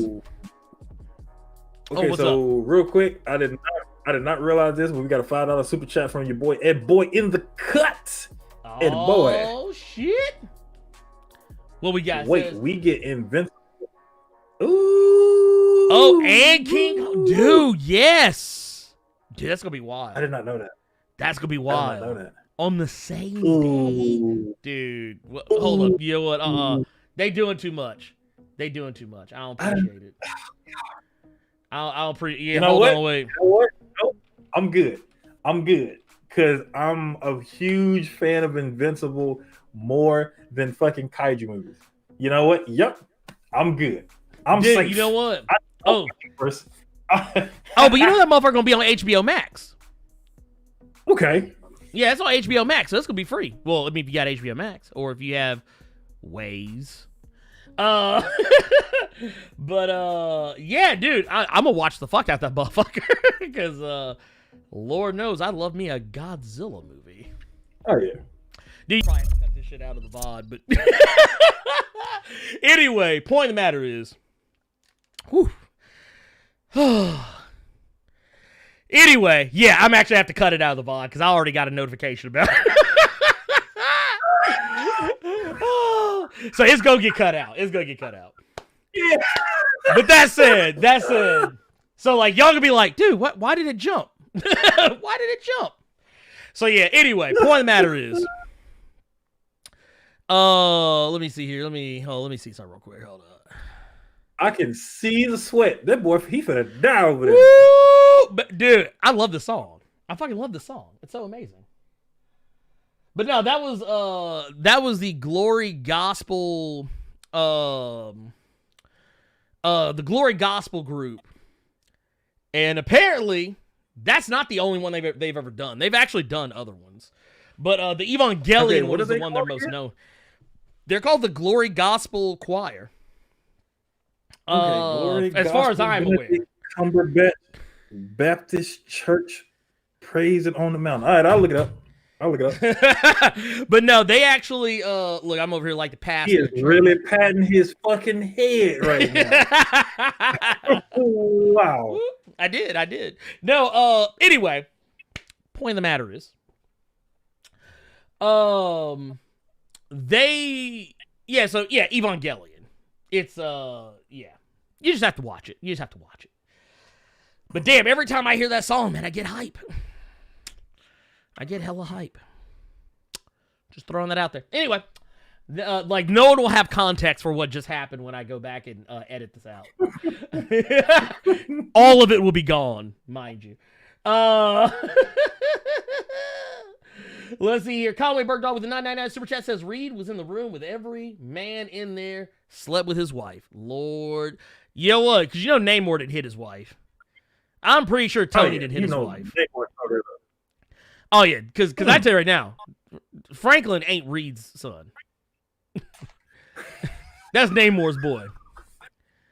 Because you notice when Namor showed up in King in Black #2, you saw how Reed responded. He's like, "Oh, you called this motherfucker?" And she was like, "Shut up, Reed. Shut up." Reed been sleeping on the couch for the last 40 years. Oh my god. Chi-Town Dan with the 5. Ooh, Namor around here. Out of Pappy. Look. Look here. Chi-Town Dan with the $5 super chat says Wanda straight T.I. chain snatched Geraldine out of Pleasantville. Pretty much confirmed she controls what's going on with her and Vision. Yes. And that's the thing. It was subtly hinted at throughout. Like, actually, if you go back to the first episode, I actually went back and watched the first episode again.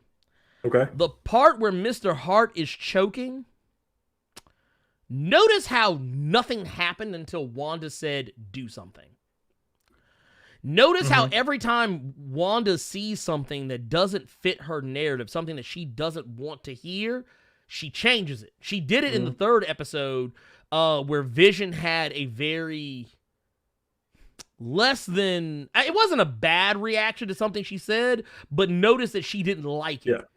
Because it wasn't exactly what she wanted to hear, and she rewound time like a VHS tape. And so many people did not catch that. They thought they did the plus shit lag for a second. So many people didn't catch that and got a weird ass deja vu. That was gangster how they did that. Oh yeah. Also, I love this. And by the way, spoilers for WandaVision. But no, if you go back and look at the stork, like, okay, the scene with the stork. I saw, I was like, dude, she gonna fuck around and make that stork come to life. Like, she's gonna fuck around and the actual stork is gonna bring her children. I was like, Lord, And then the stork actually showed up. I was like, get me out of here. And then Gerald, like, here's the thing. With Geraldine, a.k.a. Monica Rambeau, it has been confirmed. If you actually go back and look, okay, Carter, check this out. You know another thing I missed the first episode? Okay. Remember when they zoomed out in the first episode from Wanda and Vision and revealed that they were on a television that was being monitored? Yeah. Did you ever notice the notebook the person was writing in? No. There was a sword. There was a sword symbol on the cover of that notebook. Okay. As early as that episode, we had already been given signs that Sword was involved. Which, I mean, to be fair, we knew Sword was involved because it was all, like, the news had gotten out that Sword was going to be in WandaVision, so it's not that big of a reveal. But the fact apparently, the first time you see Geraldine, she's wearing that necklace still. Yes, she is. She is, and then Wanda, when she finally pulls, dude, Wanda pulled up on her, man, I ain't gonna lie, I got scared. Because I was like, damn, this bitch crazy. How's this little white woman gonna kill her? But I knew something was gonna happen, and I told you this yesterday when we were playing GTFO. Somebody in the chat last week said something about it, and true enough, it came to fruition here. When she said Quicksilver's name and that accent came out, I knew something was about to happen. Because we have not heard that Sokovian come out at any point since this show started until she said Quicksilver's name. So I knew some shit was about to go down. I thought Geraldine was going to question her where that came from. And they said something about Sokovia in the first episode. But that's a joke. But she still sounded like, wow, I'm a pervert. I almost said Brie Olsen. She still sounded like this man. What? Well, because the whole thing, like and you know what? I'm surprised we didn't catch it when we were going and looking at these images from before. Yeah. But here, let me see if I got these. Let me see if I got these ready to rock. I do not, but we'll make them. Well, baby Toshiro, I knew that Wanda wasn't going to kill Monica because I probably would not have been on this episode of Blerd Cave because it just would have been Ernie ranting for 3 fucking hours. Oh, yeah, no, I'd have been mad. I would have been mad. I would have been, look, I'd have been cussing. I would have been cussing. You feel me? I'm just saying. I would have been cussing. All right? Let's just be real about it.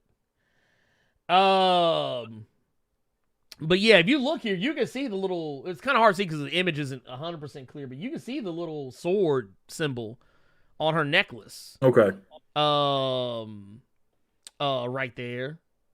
And not only that, but we also got the twins. So Speed and Wiccan, they're officially in the universe. Look at little cute little devils. I was kind of taken aback. I was like, oh wow, dude, they for real did it. But I love how they argued over what to call them. Like they were like Vision wanted to name one of the children Billy. He was like, oh, name after William Shakespeare. And Wanda wanted to name the kid Tommy. Just like, and I didn't think we'd hear the name at all. I didn't. I thought it would be like saying Avengers Assemble. I thought we wouldn't find out the names, or they would always be called the twins until like the last episode. As soon as Billy came out, I kind of just like, okay then. Well, and it's hilarious. It's hilarious too because you look at it. Yeah. These kids are apparently going to factor in pretty heavily. And you think about the things that Wanda is creating. Like she created life out of nothing. And I'm pretty sure she created Vision out of nothing. Like just out of memory. Yeah. So because I mean if you look at it here, do I have, because think about the things that, I mean, granted, Captain America put the stones, supposedly in Endgame back where they were originally, the point in times that they were originally supposed to be. So theoretically speaking, Vision probably, though him being dead, the fact that they put back the Mind Stone probably wouldn't have affected anything. But like I always kept thinking about like, oh, he still has the stone. But like he's dead, getting the stone back wouldn't bring him back to life. That was Vision's death was supposed to be something that was supposed to stick. Was something they weren't supposed to be able to change using the Infinity Stones. But yeah, it like that's the thing kind of makes it all like she's remembering Vision the way he was, not the way he probably would be. Not the way that he would be now. Give or take.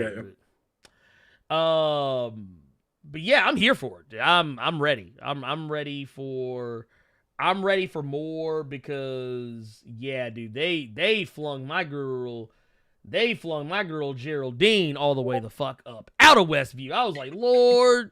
Yeah. Yeah, Wanda Uncle filled her right out of the Brady Bunch. Dude, I'm talking about like she got the yeet. But I'm looking forward to the next episode because we can kind of already see Jimmy Woo back there in the background. But and this particular part here is probably prior to her going in because she seems to be like blown away by what it is she's touching, which is the barrier that leads into Westview. But something tells me this is probably like a flashback, but or it could be the present, who knows. But part of me wonders because the reason why we're bringing all this up is because we've actually gotten some news about Monica Rambeau's Tiana Paris actress.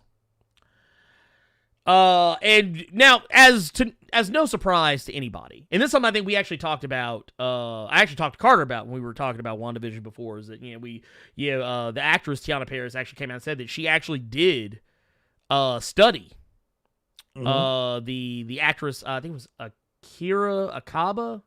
I can't remember her full name, but I know her first name is Akira. But here, let me get rid of these. Get those out of here. I don't need those images anymore. Okay. But yeah, the actress, Akira Akbar. That was her name. She actually studied that character, which is why, and some people may not notice. And it's probably because I've seen Captain Marvel more times than is comfortable to admit because my daughter likes watching it a lot, and so we've actually seen the movie. Even before it hit Disney Plus, we saw that movie a lot in this house. So I've had a lot of time to actually kind of become accustomed to young Monica Rambeau's mannerisms and speech patterns. You can actually tell if you watch that movie and you go back and then watch Geraldine in WandaVision. You will catch some of those. And she actually did say that, yeah, she got a lot of what she did for Monica Rambeau from the comics, like the stuff that she read on her own, but she did actually study young Monica Rambeau in that first movie to get an idea of what she would be like as a full-grown adult. Would her mannerisms still be the same? Would she still have certain ways of talking or acting, and also taking into account not just Akira Akbar's performance, but also taking into account the Maria Rambeau actress, whose name escapes me at the moment. I believe, Lashana Lynch. Lashana Lynch's performance, because she said that, Maria Rambeau and Carol Danvers would probably be the two people who informed on her personality the most. Yeah. So she studied both of not just Akira Akbar's performance as young Monica, but also studied Lashana Lynch and Brie Larson's performances as Maria Rambeau and Carol Danvers, respectively. So so you kind of if you know what to look for, you'll kind of see it. But the reason why this all comes up though is because we're going to get to see even more of it after WandaVision, because even though it was assumed that Monica Rambeau would probably be in Captain Marvel 2, and the fact that Tiana Paris has actually come out and talked about the prospect of working with Nia DaCosta, who is going to be directing Captain Marvel 2, it probably was no surprise to learn that Monica Rambeau will be Monica Rambeau will be in Captain Marvel 2. The trick with that is that Tiana Paris does not know which version of Monica Rambeau she will be playing. I know some people will be confused about that, whether she would be playing, it's Monica Rambeau. How many different versions are there? But no, she's had different names. That's kind of what she was referring to.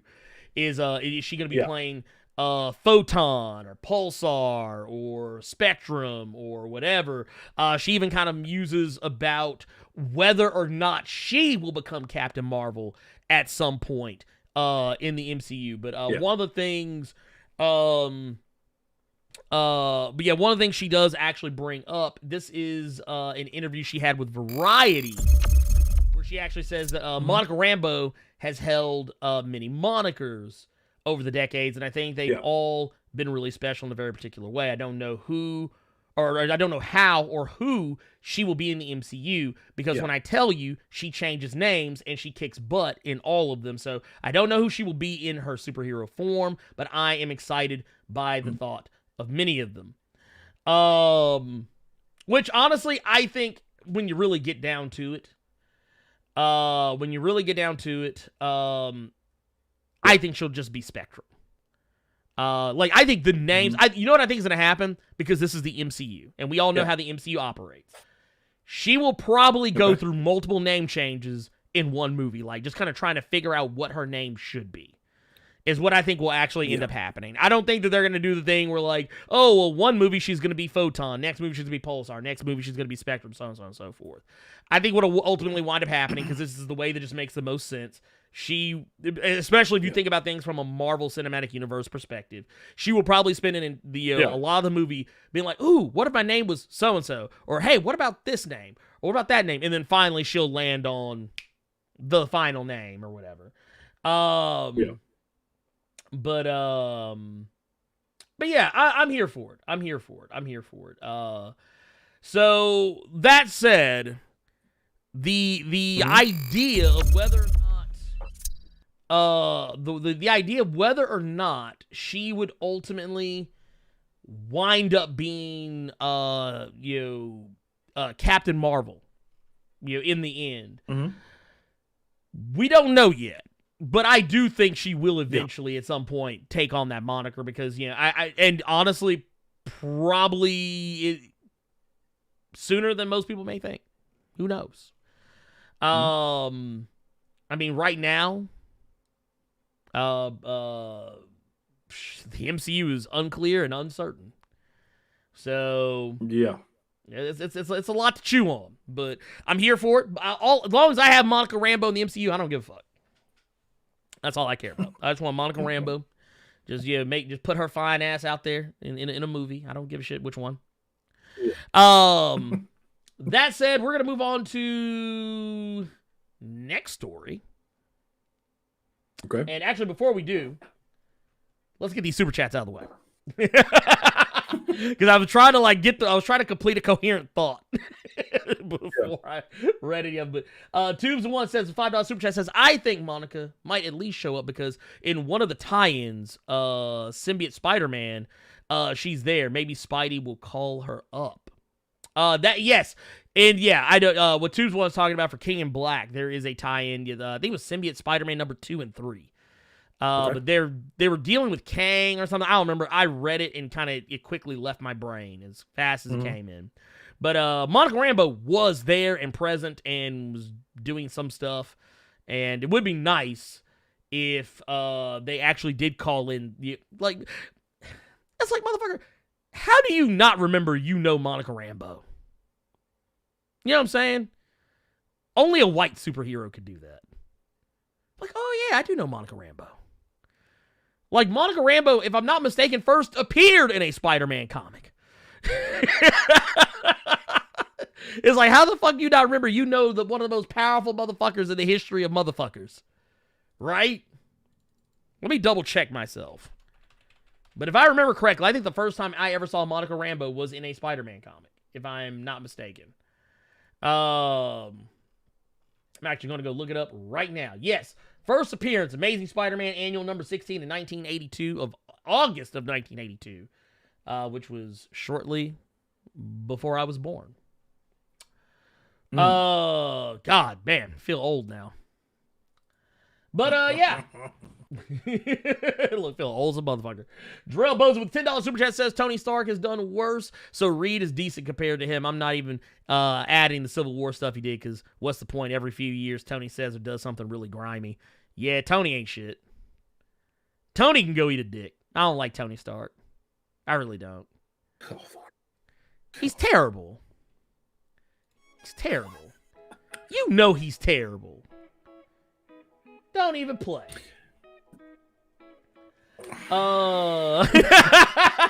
Look, because Carter knows I'm right. Tony Stark ain't shit. Look, all I'm saying is every run of Iron Man that I have skimmed through or read, I really thought the armors were dope. That's it. That's all I'm gonna say.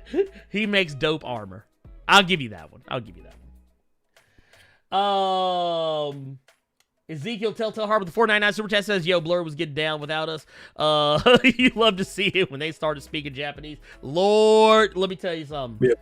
The first time I heard Glory Gospel, like first off, when the brother got to singing, and he had that bass in his voice, I was like, ooh, god damn.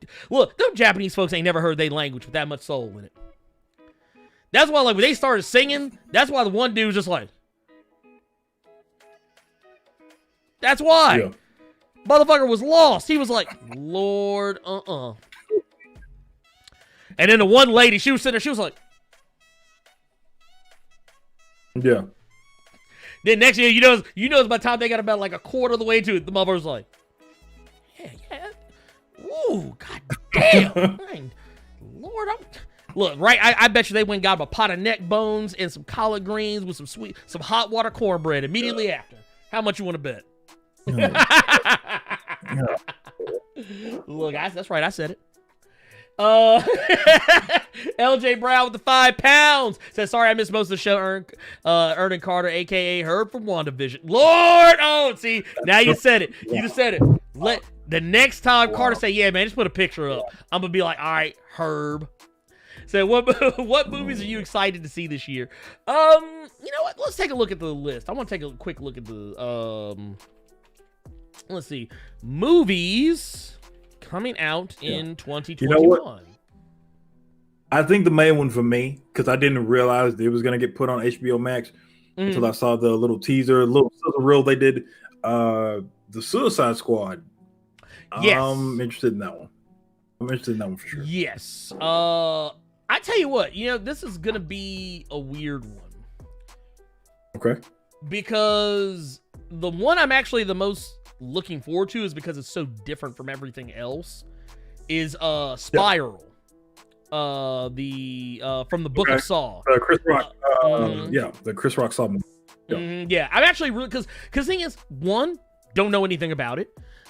Two, the one thing I know about it is that it's supposed to draw a lot of influence from the movie Seven, which is one of my favorite movies. Okay. Okay. And I'm also, and some of you may not know this, I'm a huge fan of the Saw franchise. I own every last single one of the movies. I've seen them all. I've seen every Saw movie at least 20, possibly 30 times. And that's not exaggeration. That is not an exaggeration. I've seen them all multiple times.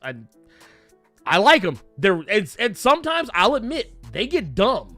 Like once you get past the second, maybe third movie. I'm gonna say after you get past two, we doing too much. Yeah, like but here's the thing though. Saw was the franchise that always knew how to get me back. Because, okay, you watch the first movie, like, oh, dude, this is lit. Second movie's like, okay, I see where y'all are going. And you get to the third movie, like, oh, man, now what the fuck are they going to do? And then you get to the fourth movie, and you're like, how are y'all going to sustain this shit? And then it's like, then you get to the end of 4, and you're like, oh, that's how you're going to sustain it. And then you're like, okay, but now how do you sustain it past that? You get to 5, and it's like, oh, well, this is weird. And then you get to 6, and it's like, well, this doesn't seem to have anything to do with some of the last things that happened, but okay. And then you get to 7, which is the 3D one, and you're like,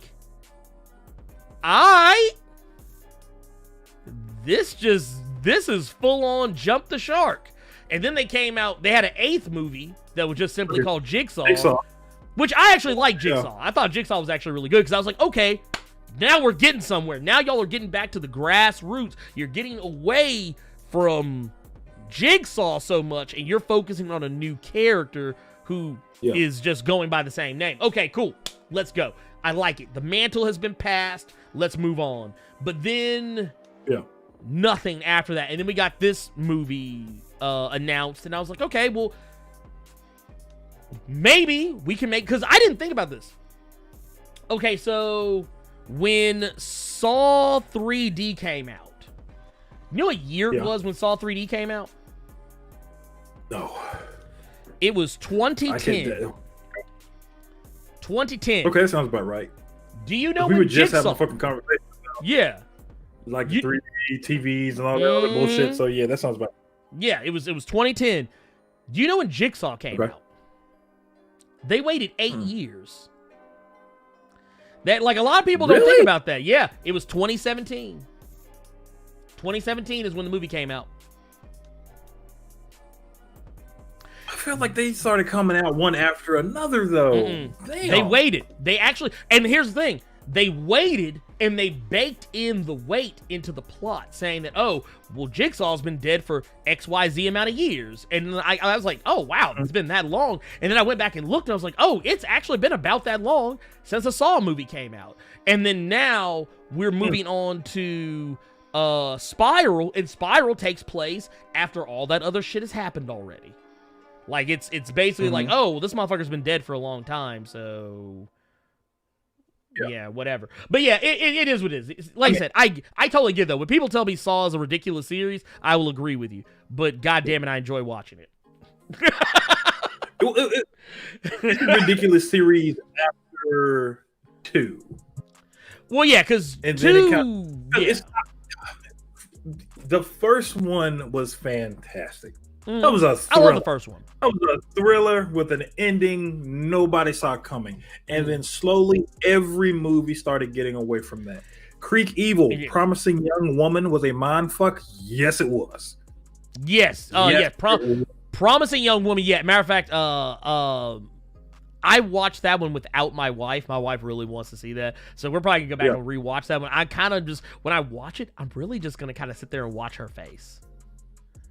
Yeah. I'm just going to sit there and watch her face. Oh, somebody brought up Terrifier. Yeah, I like Terrifier. Terrifier. Dude, okay, let me tell you something. I don't want to spoil this for anybody, but just know that Terrifier is the only movie I've ever seen where I actually saw a woman get split in half in one of the worst ways humanly possible. Ew. Yeah. Split at the split. Anyway, moving on. I actually just... My skin just crawled again. God damn it. What? Ugh. Baby Toshiro with the $5 super chat says, OMG, I must in a super chat. That was dope as fuck. Thank you. You done hyped your boy. Well, I'm glad. I'm glad people enjoy, seeing me act a goddamn fool, because y'all will not see it after this, because I'm going to have to cut it out, because I sure as shit got an email. I sure as shit already. Show ain't even over, and I got an email already. They're like, yeah, you fucked up.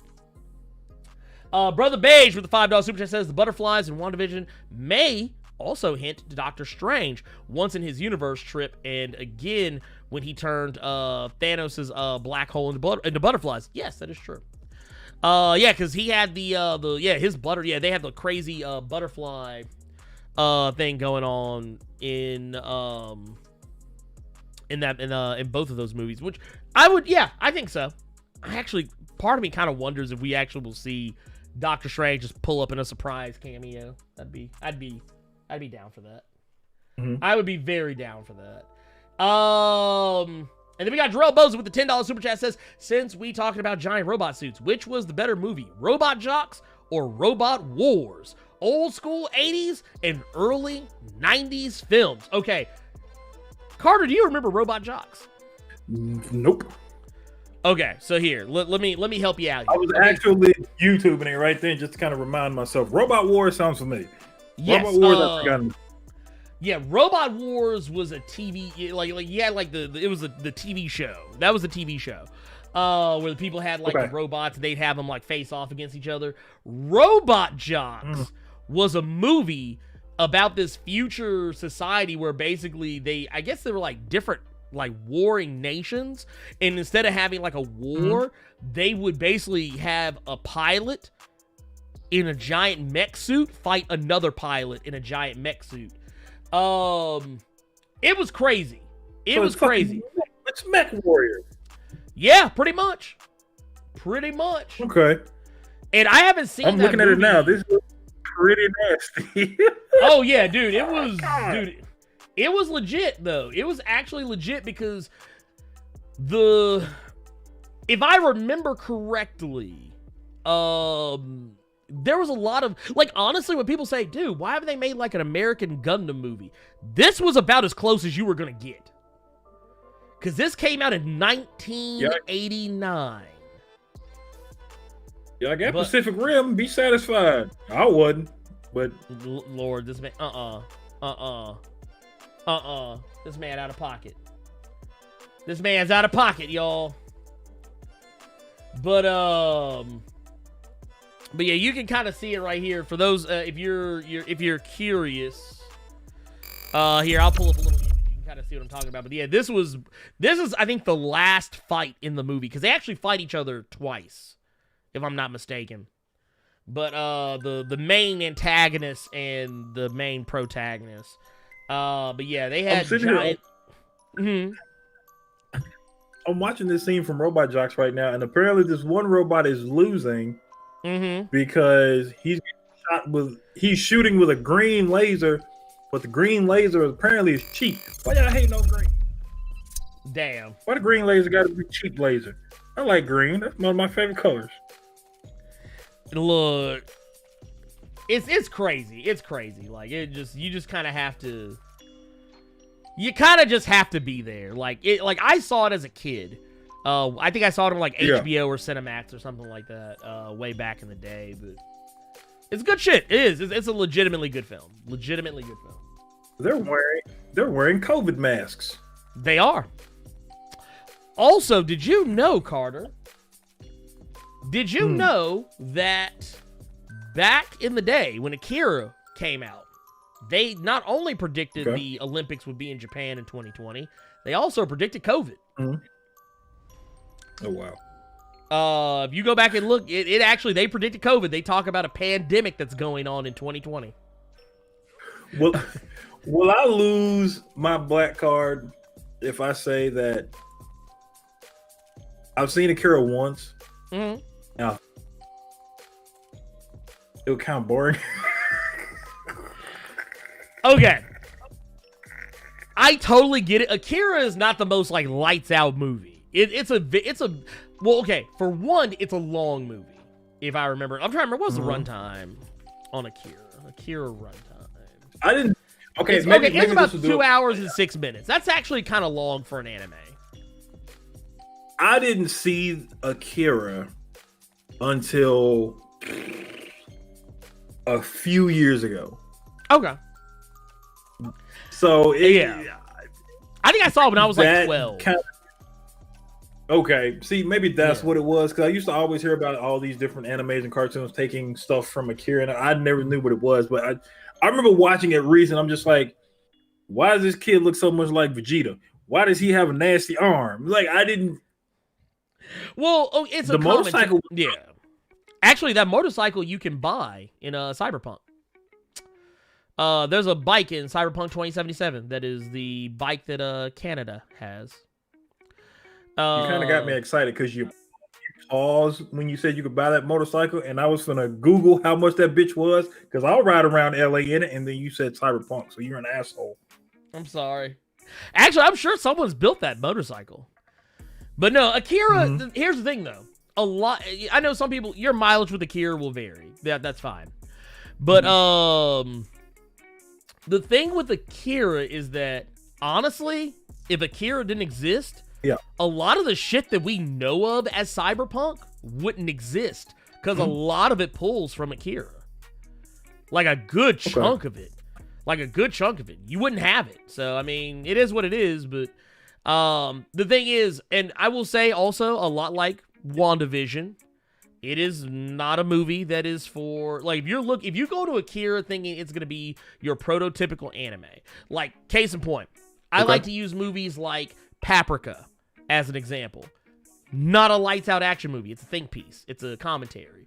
I look at Akira the same way I look at like the original 1940s, 1950s Godzilla movie. It's not meant to be like, you know, a movie that is like, oh, it's explosions and bombastic and like crazy like we expect anime to be. It's a movie that's a commentary on the state of a country. Whereas the story is, okay, so like you're following Tetsuo, who is a kid who basically got bullied and he never got to be one of the cool kids, and that it turned him into a shit. It turned him into a shit because he basically became a petulant child because he was treated so poorly, and then he's given power. He's given ultimate power, and that power corrupts him because he's already wanting revenge against the people who have done him wrong, and he dives even further into it.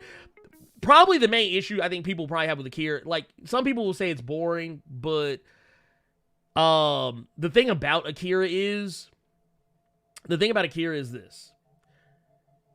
The problem with Akira isn't so much that I think it's boring. I think it's because the person who you think is the main protagonist isn't the main protagonist. They're actually the villain. It's one of those few movies where you're spending more time with the villain than you actually are with the person, you know, who actually is the protagonist. Like, Canada should be your protagonist, but he's actually not, and he's not a likable person either because he's one of the reasons Tetsuo is the way he is. He's a terrible person. Okay. That, and you take, like a lot of, like, I don't know, that's actually what drew me into anime. Like, I didn't give a fuck about Dragon Ball Z growing up. I thought it was cool. But like you would be more quick to find me watching shit like Ghost in the Shell, Akira, Venus Wars, anime that could have basically been any other movie. It was just animated. Because a lot of people don't know is back in the day, anime existed because it was a way for Japan to tell stories that couldn't be told in live action. Like they didn't have the budget, they didn't have the ability, they didn't have the effects. Like at the time, we were making Star Wars. They couldn't make Star Wars. So what they did was they made anime. So if you like a lot of people, when they think anime, they think of something very specific. And if you go back and look at older anime, it's not what it is. Wicked City's not a traditional anime, and it's also a lot of other things. But it's basically dark. It's basically a darker version of Men in Black. You go back. Like, you think about it. If you go back and watch, I challenge you, go back and watch Wicked City. You'll be like, huh. This is something else. This is like Men in Black, but with sex and demons instead of aliens. But yeah, that said, it is what it is. Even go back and watch old Vampire Hunter D. Old Vampire Hunter D it's a shorter movie, but it could be a little bit of a chore to watch sometimes. But that's older anime. I see someone brought up Record of Lotus War, one of my personal favorites. I love Record of Lotus War, which many don't know this, but Record of Lotus War is actually it's a transcript of an actual Dungeons and Dragons game. So there you go. The more you know. Okay. There you go. But yeah, Tubes One. Let's see. Tubes One with the $10 super chat says the movie Contagion actually predicted everything that would happen in the pandemic starting in China. Someone brings it to America by accident. Americans act a whole fool. Only thing missing is 2020. I believe that. Actually, you know what? I've seen that movie Contagion. I think that's the one that has Chris Pine in it, if I'm not mistaken. Which that movie hits different. That movie hits different now. Yeah. That movie does hit different now. And then Nick Carl with $2 super chat says DBZ is the GOAT, bruh. No, it ain't. Don't say that. Don't say that. DBZ, dude, DBZ is so basic that it's not even funny. Like, honestly, only reason people like DBZ is because of the fights. That's it. That's it. And I've noticed people don't even appreciate that. Like, the storytelling some of the DBZ is weak. Some of the character development. Come on now. No, that's some weak ass storytelling. DB, like, honestly, I think, I'm sorry. DBZ is some of the worst storytelling I've ever seen. I'm sorry. Like, I mean, the fights are cool, but the storytelling, no, God, most of the characters are unlikable. At least the ones that everybody cares about. Some of the characters are, but then some of them do have some character development. It's like I'll give you this. You know what people don't appreciate about DBZ that I do? Like, everybody's always like, dude, Yamcha's weak as fuck. Dude, Yamcha would wash every last single one of y'all. Like, yeah, he's weak in comparison to Goku, but if y'all actually met Yamcha in these streets, he'd beat the brakes off y'all. And then he would go, find your girl, and then take her to the bedroom and close the door with that same smirk that Vegeta gave. That's what he would do. Because shit rolls downhill. But no, DBZ is like, it's I will say it's I at best. But I'm not trying to argue that it's the GOAT, but I'm gonna say it's not the GOAT, but some certain characters it's solid. It's better than whatever the fuck Super did when it came to development at all. I'll give you that. I'll give you DBZ is better than Super. I'll give you that.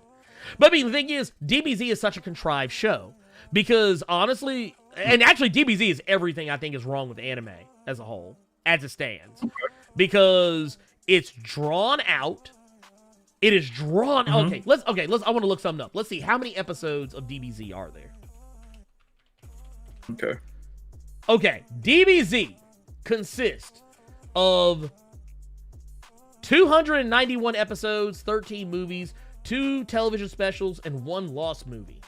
So, and a 20th anniversary movie. That's too many goddamn episodes to tell the story they were telling. I could have told the story of DBZ in 26 episodes. Now, would it be DBZ? Yes. Dude, if you read the manga's not even that long, I don't think. I don't think the manga of DBZ is that long. Here, let's see. Let's take a look. Dragon Ball Z. Maybe it's fucking me up because I'm thinking of the arcs. Maybe that's what's fucking me up. You're thinking about the arcs. And the thing is, if you actually go read the manga, the fights don't even take that long. They're not even that long. Like, they spend more time charging and do it like, because I remember I used to hear people criticize Naruto for this. They're like, man, fuck Naruto. All Naruto does is flashbacks. Well, guess what DBZ does? Charging. That's all DBZ is. The motherfuckers spend more episodes charging than they do fighting. They spend more episodes screaming and hollering. No. I'm not gonna let you do that. I'm not gonna let you. It's not charging. Oh, what is it? Are they taking a shit? It's not spending full episodes. No, it's not charging. It's the energy beam power struggles. You could have said that. That would have helped your argument. They don't spend a bunch of episodes charging. They spend like 6-7 episodes doing this toward each other. Yeah, see, I can't do that. Flashback. Oh, no, I can't do that. Okay. No, I can't do that. Okay. I can't do that. I hate that shit. I fucking hate that shit. Because I'm like this. Just tell the goddamn story. You know what it is? Yeah. Okay, so here, I got you. Venom. That was some Dragon Ball Z level bullshit. Eddie Brock falling for 3 issues. We didn't need that. And just like I don't need to see Goku running down Snake Way for 18 episodes, I don't need to see motherfuckers like, okay, I'm sorry, some of the shit is so contrived because you can tell. And you have to admit it. You just made somebody here mad. But you know I'm right. Eddie Brock fell for 3, almost 4 issues, and y'all gonna sit here talking about how DBZ is the GOAT, and then this motherfucker gonna sit up here. I say, oh yeah, they do too much charging and posturing, and you're like, no, it doesn't. And then I bring up Venom, and now y'all like, oh yeah, I get it now. He said Snake Way. No. Dude, no. That motherfucker ran down. How long did he run down Snake Way? Huh? How long? No, good and hell well, that shit should have taken that goddamn long. They were just dragging that shit out. They dragged that shit out. Anime does that, dude, and I hate it. I can't fucking stand it. I can't fucking stand it. Like, okay, I take that back. Shonen anime. I cannot watch shonen anime anymore. Okay. Because it's all the same. They drag out episodes because like, oh, we got to tell. Okay, you know what? This is why I fucks with Kamen Rider. They tell they tell their story in 50 episodes and get the fuck out. 50 episodes and it's like, all right, cool, we gone. Super Sentai, 50 episodes, maybe, and we're out. And we'll maybe throw in some movies that don't have shit to do with shit. But they will tell the story, get the fuck out. And I know some people are like, well, but they have another season. No, they don't. That character is gone. When them 50 episodes is up, they move on to a new character. Instead of, like, oh, God. And Goku, oh, my God. Goku is the absolute worst. Dude's terrible. He's a terrible main protagonist. He's everything that's wrong with, like honestly, when y'all complain about Naruto, I say, oh, but y'all like Goku. Okay, cool. All right. This motherfucker out here, Goku out here probably beating his wife Chi-Chi. Not only that, motherfucker's out here neglecting his son and damn near getting his son killed by Cell. But yeah, Goku's the GOAT. Okay. Yeah, now get the fuck out of here with that shit. Anyway, moving on. Claudia D with the $5 super chat says, wanted to give my support before I head out. Can't wait to watch this later when the Evangelion song is cut. Yeah, it's going to be cut. It will be cut, most likely. Jarrell Bose with the $5 super chat says, anyone seen Outside the Wire with Anthony Mackie? It's basically Black Terminator. That's basically what I was told. What'd you think? I liked it. It was when I was at work, so I kind of started nodding off toward the end, but for the most part, it was really cool. The actor that's working alongside Anthony Mackie, a lot of people know him from Skyfall. He's actually from the UK. Yeah, he's actually from the UK, and it's funny because that's the only American accent he knows, so he still sounds like Snowfall in this movie. Damn. So he still sounds like Dubs around here. But yeah, it was a good movie. It's a solid movie. It's a Netflix movie. That's a Netflix and chill. Wait for the girl to get kind of like, okay, I'm done watching this, and then bedroom, boom. That's all I'm saying. You ain't shit. Tube's the one with the $5 super chat says, I still say Pokemon got many people into anime before they knew what it was. DBZ is just Journey to the West if Sun Wukong was the main character. That sounds about right. I'll co-sign that. Like, okay, here's the thing. I know somebody's probably going to ask. I'm pretty sure it's coming up. Oh, what's your idea of a great anime? You know what my idea of a great anime is? Something that doesn't overstay its welcome. Like Cowboy Bebop, Outlaw Star. They don't overstay their welcome. They get in, they tell their story, they get the fuck out. All right, we give you about 24, 26 episodes. All right, cool, story's done. All right, move along. Enjoy your day. We respect your time. We respect your free time. I ain't got time for One Piece. Over 809. Where's Jose at? I know Jose in here lurking somewhere. That motherfucker tried to get me into One Piece. I don't know how many times. I'm like, dude, that shit's too long. This shit is too long. Too fucking long. Sorry. Can't do it. And then you've got, but no, okay. Outside of those, if you step away from that, also like shit like, let's get away from the Cowboy Bebops, the Samurai Champlooos, the Outlaw Stars, the Triguns. I mean, despite the fact that I can no longer watch this series in good faith anymore because the creator is a fucking pedophile, and it just makes me feel weird to watch now, but I love Rurouni Kenshin. I love Blade of the Immortal. What was the other one I was just thinking about? Full Metal Alchemist. I think those series are fucking amazing. I love Ghost in the Shell. I like a lot of the older anime from back in the day, back when people tried. Now they don't try. They do, like, what people do now, they try to make the next DBZ.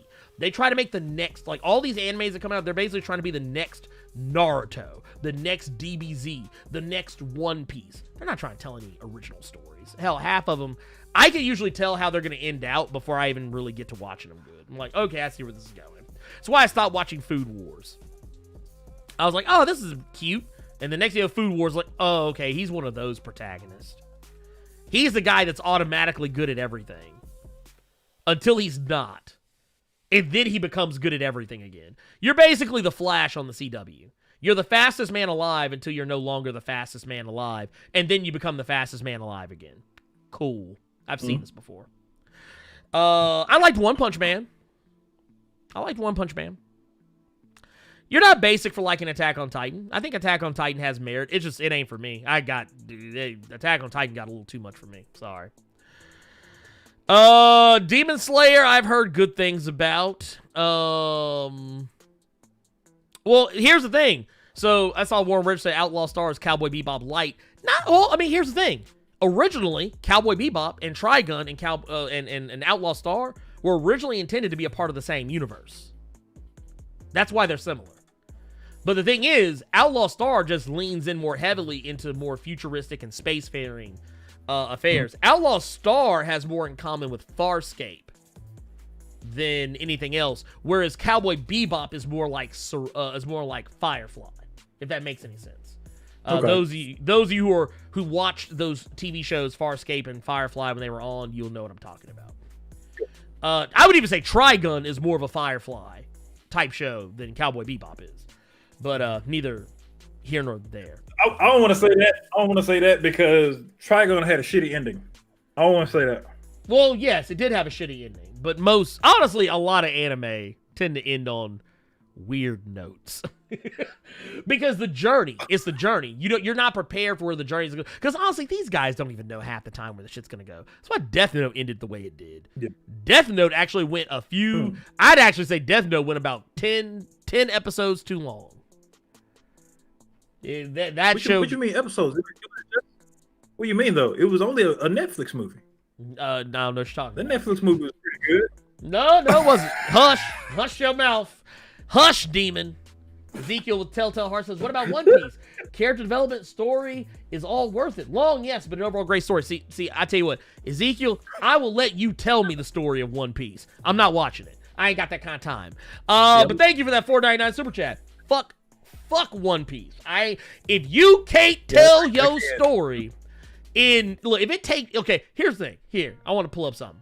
How many episodes is One Piece at now? It's 15. It's 931 episodes is what they're at currently on One Piece. I hate the fact that I Googled it and it auto-filled it in. As soon as I said One Piece, how many? That bitch said episodes and already had the number underneath, so I didn't have to click. Fuck that show. You at 931 episodes and you still ain't finished your shit? Get the fuck out of here. What's that motherfucker's name? That made that shit. Who's the motherfucker's name that made that goddamn show One Piece? What's his name? Was it Eiichiro Oda? You need your whole ass whipped. If I ever see you on the streets, it's on sight. It's funny because Bishop gives me so much shit because that's my opinion when it comes to One Piece. Yeah, I don't know who Bishop is. That's a mutual friend of Ernie and I. But yeah, there's somebody who constantly wants me to watch One Piece. And I'm not going through that many fucking episodes. Wait. I see Creek Evil say, don't watch One Piece. Read it. No, here, I got the same answer for you. Here, watch this shit. How is that? Okay, so One Piece in manga format. Yeah. These motherfuckers on oh hell no. Oh hell no. They own 93 volumes. Get the fuck out of here. No.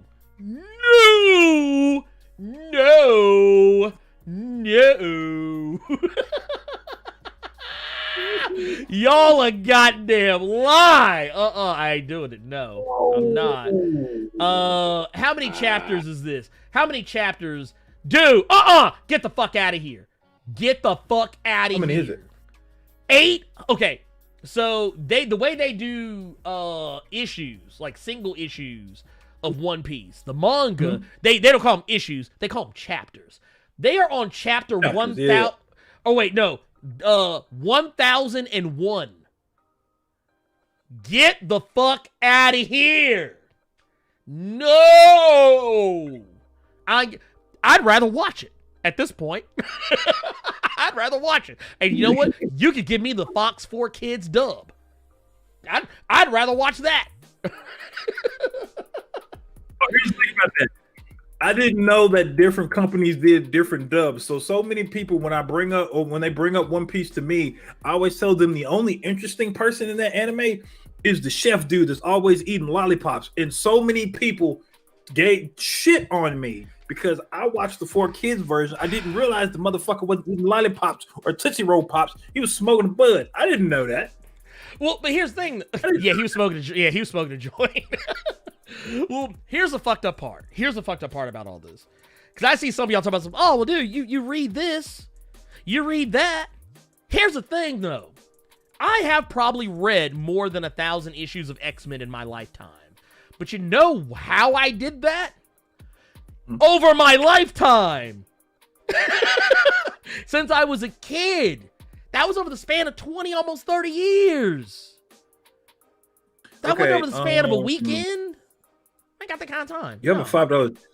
You got a $5 super chat from Inferno. Look up how many Dragon Ball episodes there were. Oh, I did. I never watched Dragon. Wait, are we talking about Dragon?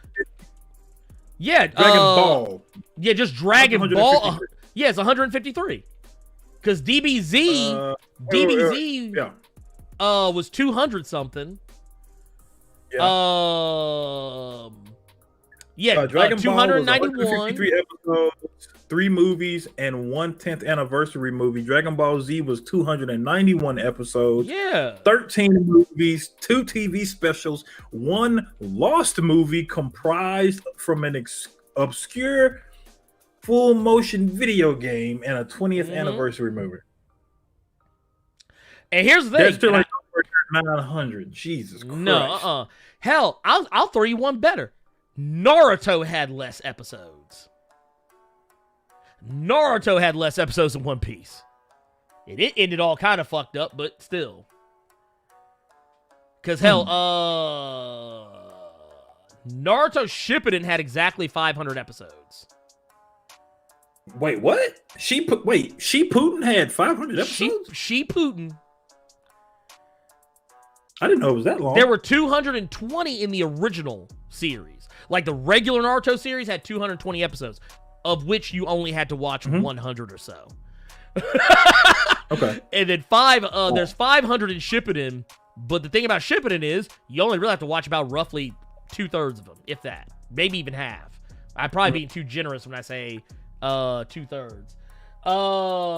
Okay. Here's the thing. Okay, so we got another one. Nick Carwell says, Blerd turned to the old man yelling at the clouds with a $3 super chat. It's true. But this is what happens when you get me talking about anime. Mighty Middle Comics with $5 super chat says, Goku choke a chick Miller. Damn. Ninja Scroll and Full Metal and Basilisk. Probably the best animes ever. Yes, Basilisk I will co-sign on 100% because I love Basilisk. I love that anime. You want to talk about an anime that didn't overstay its welcome? Basilisk, which is basically Ninja Scroll. It's actually, I think it's the creator Basilisk also created Ninja Scroll, like the original story. That's why you have similar characters in Basilisk as what you have in Ninja Scroll. Because I remember people like, oh, is this a broke ass Ninja Scroll? No, because it is Ninja Scroll. It ain't a broke ass Ninja Scroll, it just is. That's why Kagero is in both, with the exact same power. The whole poison body thing. Black Century King with the $5 super chat says Ultraman used to do 50, then became 25, and whatever you do, don't watch Kamen Rider 1971. 98 episodes. Yeah, no, I remember. Because here's the thing. That's Showa era. Kamen Rider, I don't really fuck with Showa era. Kamen Rider as heavy as I do Heisei era and Reiwa era. But now Kamen Rider Black and Kamen Rider Black RX, now we talking. Yes, sir. Let's see here what else we got. This is one. Oh, yeah, this is what we're talking about. Yeah, looking up the Dragon Ball episodes. Thank you for that $5 super chat, by the way. And then, what was it? Tubes once said Hitman Reborn is 212 episodes. Watched it in 3 weeks. See, I can't do it. My wife would kill me. She's like, this is what the fuck you do with your spare time. Not to mention, I'm usually doing other shit. I'm usually watching Kamen Rider, Super Sentai. J. Ryan with the $5 super says, how do you feel about Steve Harvey playing Jax as on the new Mortal Kombat? Well, it's not a TV series, it's a movie. But we talked about that last week. Yeah. We talked about that last week. We're here for it because we think that it's going to create opportunities for black actors that they don't normally get. Yeah. So I'm here for it. Cut the check. There you go. I think we said all we needed to say about that last week. I think we're both just really happy that Steve Harvey is getting more roles like this, and like Ernie said, it'll open more doors for other comedians to, possibly get into genres like this. Adam Sandler in an Expendables, stuff along those lines. So I'm personally really excited for it. I like that Steve Harvey is opening the door for a lot of these actors and these comedians. Yes. Very, very. Okay, so here's what we're going to do. I actually canceled the last two stories because honestly, they can be summed up like this. Batgirl and Titans has been cast. Okay. Batman the Animated Series is apparently possibly coming back on HBO Max. Cool. All right. Rumor? It's a rumor. It's a rumor. Apparently. It's allegedly. Honestly, even if they did bring it back, I don't care. Because I'm of the mindset that I want less Batman. I'd rather have something else. But y'all enjoy it. We're moving on. We're gonna address this last super chat, and we're gonna answer questions for about 10 minutes. Is what I'm gonna give us. 10 minutes to answer questions in the chat, and we're gonna answer Discord questions, and it's gonna be all she wrote. But Gilvey says, with the $5 super chat, I was asked to start One Piece. I told him y'all catch a 2-piece before I watch all that. See? Gilla knows what's up. You gonna catch this 2-piece? No, look. Now you know what you can catch? You can catch this 2-piece with a biscuit, no drink. No drink. God damn it.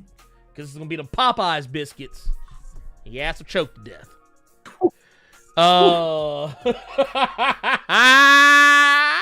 Yes, sir. Anyway, let's see here. People be sleeping on One Piece so they get in bed with it. Nah, I'm good. I don't want to get in bed with it. Let's see.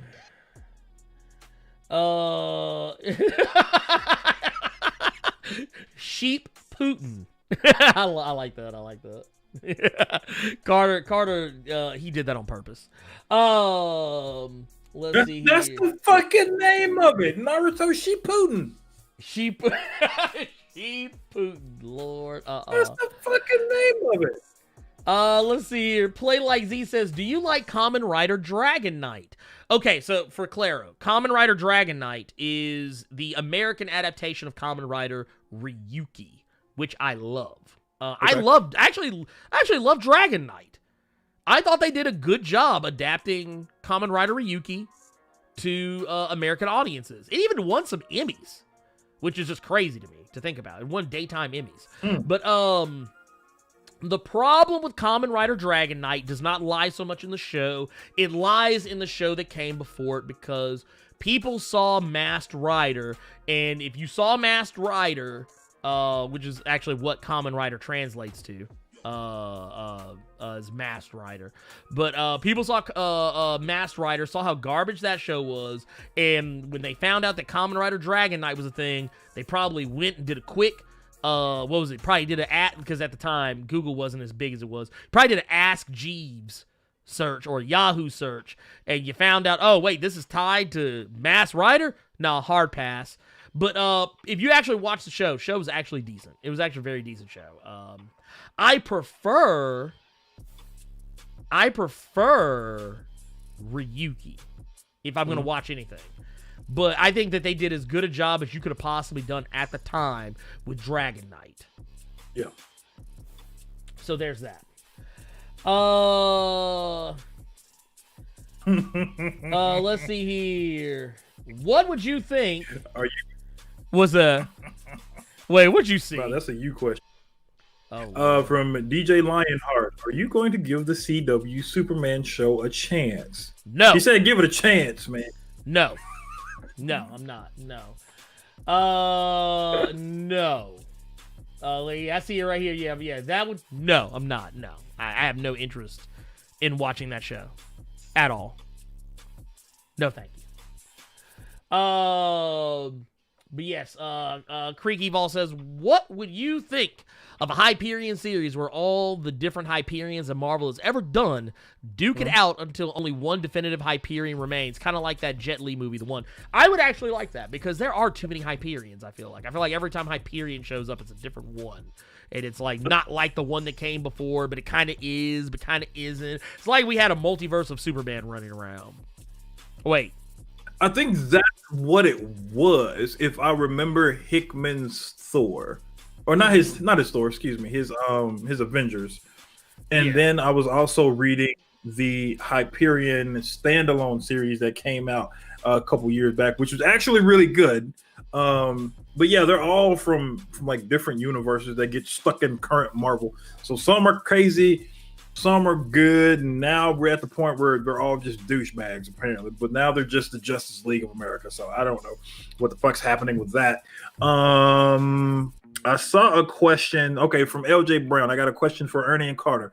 In a locker room, which one are you watching? One Piece, Bleach, or DBZ in a cabin like The Thing? Bleach? You know what? I tell you what. I'm gonna tell you what. Y'all know I hate Bleach. I didn't know that. But I hate One Piece more. Yeah, I'll watch Bleach. I'd rather watch, because you know what? At least I know I'm gonna get some lit theme music on Bleach. What's that one theme song they had at the beginning? I don't know, some shit like that. I don't know. It'd be like that. I'd be down. Because I honestly, my brain tunes out after the theme music comes on. It really does. I'm never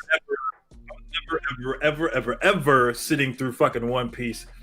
I've already done my time with Dragon Ball Z, getting to the good parts and then restarting the goddamn Namek saga. Fucking thank you, Toonami. But Bleach, I'd watch Bleach. I think I'd enjoy Bleach. Yeah. Melman says, do y'all watch slice of life anime? Occasionally. Okay, so the trick with that for me is that a lot of times it's usually stuff that Japanese humor. While I know some people love Japanese content, Japanese humor doesn't translate very well to American sensibilities in most cases. Most of the time, my reaction to Japanese humor is, wow. Okay. Because their humor usually tends to be, it's kind of like, okay, I challenge any of you to do this. Go watch Kaku Ranger, which is the ninja, where the Ninja Zords for Power Rangers comes from. And the Alien Rangers, those are the same costumes. And also, oddly enough, when the Power Rangers wore the ninja, like the actual cloth ninja costumes, also where that comes from. Dude, they were just mixing and matching back in the day. They were like, nah, put it over here, put that over there, put that over there. But no, Kaku Ranger is more of a comedy than it is an actual serious show in a lot of respects. There's a lot of goofy humor in it. And yeah, sometimes those jokes, I'm just like, wow. All right. Problematic. Carry on. Let's see here. Ooh, this is a good one for you.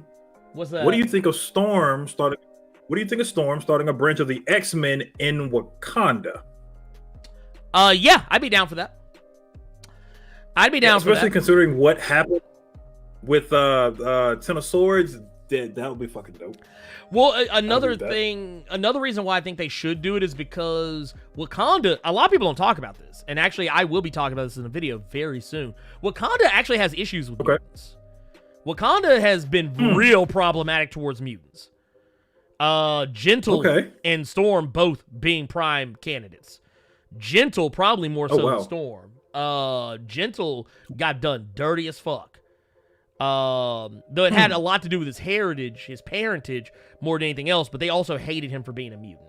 A lot of people forget about that with Gentle. But yeah, I would actually like to see that because y'all saw the video I did, what was it, Black to the Future, which was a story by Reggie Hudlin about Black Panther in a future timeline.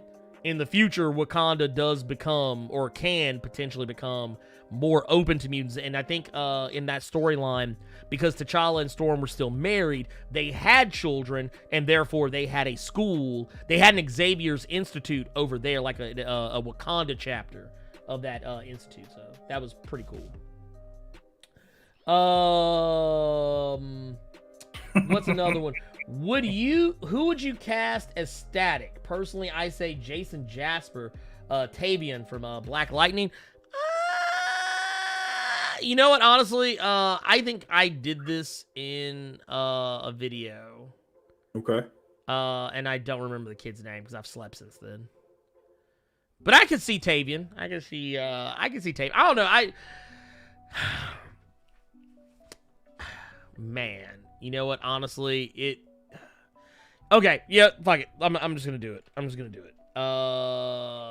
Where's my goddamn YouTube channel? Fuck it. I'm just gonna look up the goddamn video because I honestly don't remember. Like, I literally, when I do these things, I go to sleep and I never think about it again. Yeah. Like, once I've made the video, I'm done.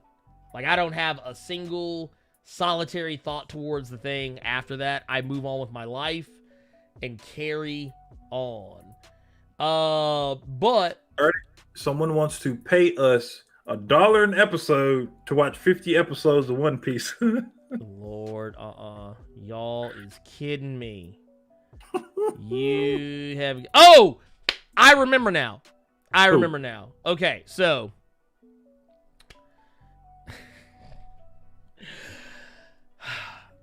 The name of the guy, he is an actor from Power Rangers Beast Morphers. Okay. His name's Rory D. Travis, and as a matter of fact, this is the guy right here. Here, hold on. Yeah, there you go. That's the guy right there. Him. But he's the Red Ranger on Power. He plays the Red Ranger on Power Rangers Beast Morphers. I really like him. I like him a lot. So yeah, there you go. That would be my guy, more or less. Next, because we are getting behind. And what do you think of Yu Yu Hakusho? I like Yu Yu Hakusho. I think Yu Yu Hakusho is one of the GOATs. The Dark Tournament. That's all you need to know. Spirit Gun, sir. Spirit Gun. That's one anime I still wish I had finished. Oh, Yu Yu? You can. I think it's on Hulu. Mm-hmm. I think it's on everything now. Yeah. When you're let's see, wait, is it I can't read that, but I'm gonna call you. You're gonna be called Gridge now. It says when you're going to span into Image Comics, Vertigo Comics, Lucifer vs. Trigon Eternals versus Olympians. Whoa, that's a lot. I have no idea. I mean, I do Image Comics as they strike me. But that is a thing. And then here, let's get the super chat. It says Darkmane, with the $20 super chat for the One Piece comments and general support. Thank you for that. And we also got Inferno with the $1 super chat. What's up? I think I already know the answer to this question. I think I know the answer to this question, but maybe you'll humor everybody and not bring up Super Sentai. What's your favorite Power Rangers show? My favorite Power Ranger show? Honestly, don't say the Super Sentai version. What's your favorite Power Rangers? Okay. Okay. So yes. What I would say is that's a tough one. You know what? I'll tell you what. Here, I'm just gonna take the easy out on that one. I'm gonna say MMPR. Because honestly, all other Power Ranger series have paled in comparison to me since that one. But I tell you what, since I saw you roll your eyes on that one, I tell you what I'll give you. Power Rangers SPD. I actually really like Power Rangers SPD. I think I've said this before, I actually like Power Rangers SPD more than the series it is spawned from. Which is Deca Ranger. Was SPD the one with the wolf Because that's the one people Yes. keep telling me that I should watch. Yeah, that's the one with Doggy Kruger. Because Yeah. that's the one when I was reading Shattered Grid, the wolf beat the brakes off of Lord Draken. I was like, who the fuck is this dude? Yeah, that's the one with the Shadow Ranger. Because he's their mentor, but he does become their 6th Ranger. Like he's the Shadow Ranger, but his name is Anubis Doggy Kruger. I will also point this out. I actually like, and here's one of the other things too. I'll say this as well. I like Kruger better in SPD also than I like the way he looks better in SPD because he actually has a completely different mask in the American show versus the Japanese one. The Japanese one looks dated as fuck, but that's also because of when Deca Ranger originally came out. But overall, Deca Ranger was more of a police procedural, and whereas SPD was just a traditional Power Ranger show. SPD didn't even really have an overarching villain. The main villain in SPD is actually not the main villain in Deca Ranger. It's actually somebody else. The closest thing they have to a main villain in Deca Ranger, but yeah, neither here nor there. I had to go to one of my old videos. Because I couldn't remember. Sorry. Let's see here. I'm going back because I know. Here it is. Speaking about Venom, what do you want to see Marvel do with Dylan Brock once Cate leaves the title? I mentioned this earlier. Let him become Venom. Or something similar. Yeah. Let him get a symbiote. See, I wouldn't want that. There's too many fucking symbiotes running around as is. See, but no. I got you. I know what you do. I know what you'll like, Carter. Take Dylan off the table. Make him disappear for a while. Make him disappear for about 10 years. Then bring him back. And have that motherfucker looking like a whole ass Donald Blake. He'd be like, no more symbiotes. There you go. And then have it with that, instead of having a butter knife, or instead of having a scalpel, he'll have an actual butter knife. No, if that motherfucker had a spork, that's world's most dangerous man right there, man. A fucking spork? A symbiote spork?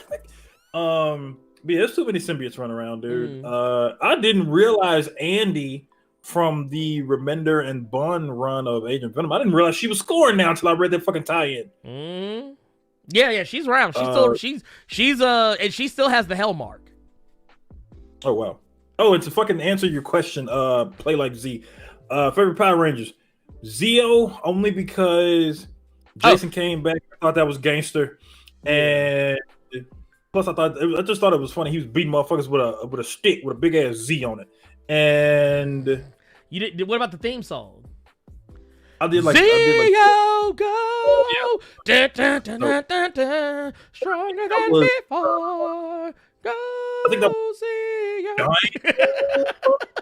I think that was Dino Thunder when Tommy came back. Yeah, it was Dino something. I don't remember. Yeah, it was. I tell you what, I like Zeo as well. Zeo is great. Yeah. Zords are ass water, but yeah, Zeo is great. Yeah. Special shout out to. Oh god, never mind. I can't even give it a special shout out. I can't remember the name of it. The one where they morphed with fucking flip phones. I thought the shit was hilarious that they morphed with Motorola razors. God damn, I don't remember now. Shit. Exactly. You know what? I'll say this. I'll say Turbo. Just because sticking your key in a Jeep Wrangler and turning into a fucking Power Ranger was funny as shit to me. I did. That is fucking hilarious. Oh, RPM. I liked RPM. RPM was good. That had our boy Eka Darville in it. All right, take that back. Fuck Turbo. Because that was when that little kid became the Blue Ranger. Fuck that kid. I hated that fucking kid. Oh, but you had TJ. Space. But you had TJ. TJ honestly was one of the coldest Red Rangers we ever got. I'll ride on that one. I will take Play Like Z's other question though too. It says, does current Thor still have the power cosmic when he was fighting Null? I believe he still does. Yeah. He still has the costume. Because y'all got to remember, when he became a Herald of Galactus, his costume completely changed. And as far as I can tell, I think he still has that same costume. Or something. Or maybe something close to it. He may not have it. Shit, I don't know. Oh no, he may not. I have to read the Fortnite tie-ins to make sure he still has that power. Lord, this man said Fortnite. Get me out of here. Actually, no, I take that back. He doesn't. Because I just thought about what his suit looked like in King of Black. I don't think he does. I think he's just the All-Father. But, I mean, even then, he's still powerful as fuck. Yeah. Let's see. Yes, I do hate Kamen Rider, the American version of Kamen Rider, Masked Rider. Yes, I hate it a lot. Do you ever just think about Mora X? Sometimes, but not much.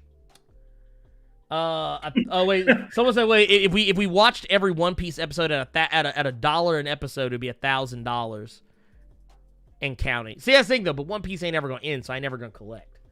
See, that's the catch. Y'all ain't thinking about that part. Yeah. Plus, I don't even know if I take that $1,000. I'm not trying to sit through 1,000 fucking episodes of One Piece, dog. I'm not. I'd rather just work a 9 to 5 like I've been doing.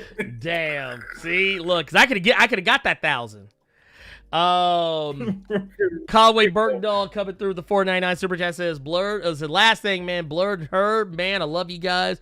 I love you still, Herb. Keep up the good work. Also, Herb does seem like the person that would have bad internet. See, that's that McDonald's Wi-Fi y'all talking about. Here, we're gonna run through these last few questions real quick, and then we gotta jump on the Discord stuff. Do you guys like WandaVision? Yes, we do. I'm shocked I do. Yes, yeah, he is very shocked. Keith Petty asks, what about the actor for Cloak and Dagger aesthetic? I can see him as that too. I can see that. Let's see here. Yeah, they had villains for the week in Deca Rangers. Yes, there was one guy. It was the bat creature looking thing. I forget his name. That's an SPD. He was the closest thing they had to a recurring villain.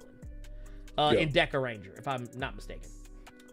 Did Ego get clapped? Was he part of the Surfer's first encounter with Null? Said he would assist Surfer with Null way back when Galactus was a baby. Ego is alive because I don't think Ego can really just die permanently because he was at the end of time when Loki got all black from him. So Ego wasn't dead. Ego is, at this point in time, I think is vaguely alive. How would y'all feel about a Mora X comic just so we can see what the hell she is doing? I don't need a comic of Mora. They just need to show her more often. Because unless Mora's doing some shit, I don't care. Like I think we'll see more of Mora. I think they're playing that one close to the chest. If I'm being honest. It'd be funny if they just show her at a fucking Dippin' Dots or some shit, just chilling. Ain't got nothing to do with what's going on. Look, kicking it. TCBY treats, get some gummy bears on a goddamn Neapolitan. Look, she's sitting there watching Netflix. She getting caught up on Queen's Gambit. Lord, I'm done. Yeah, I don't know how Thor came back. I'm pretty sure he probably did something. I don't know. That's, like I said, my one criticism of that King in Black. I really don't like how they just brought Thor back willy-nilly and ain't explained nothing. They made it seem like, correct me if I'm wrong, that monologue at the beginning, are they basically saying he came back because somebody prayed for him? That's what I'm trying to figure out. Maybe. Lord, if that's the answer, maybe man, I ain't gonna lie, I would laugh in Donny Cates' face. I would laugh in that look. Lord. Maybe I gotta reread it, but it made it seem like Dylan or somebody just prayed for him to show up. And the power of prayer brought him back. I don't know. I gotta reread it. Bruh, let me tell y'all right now. If that motherfucker... You know what? Let me be quiet. Let me be 100% with y'all. If that is the case, if that was the case, That's all y'all will see.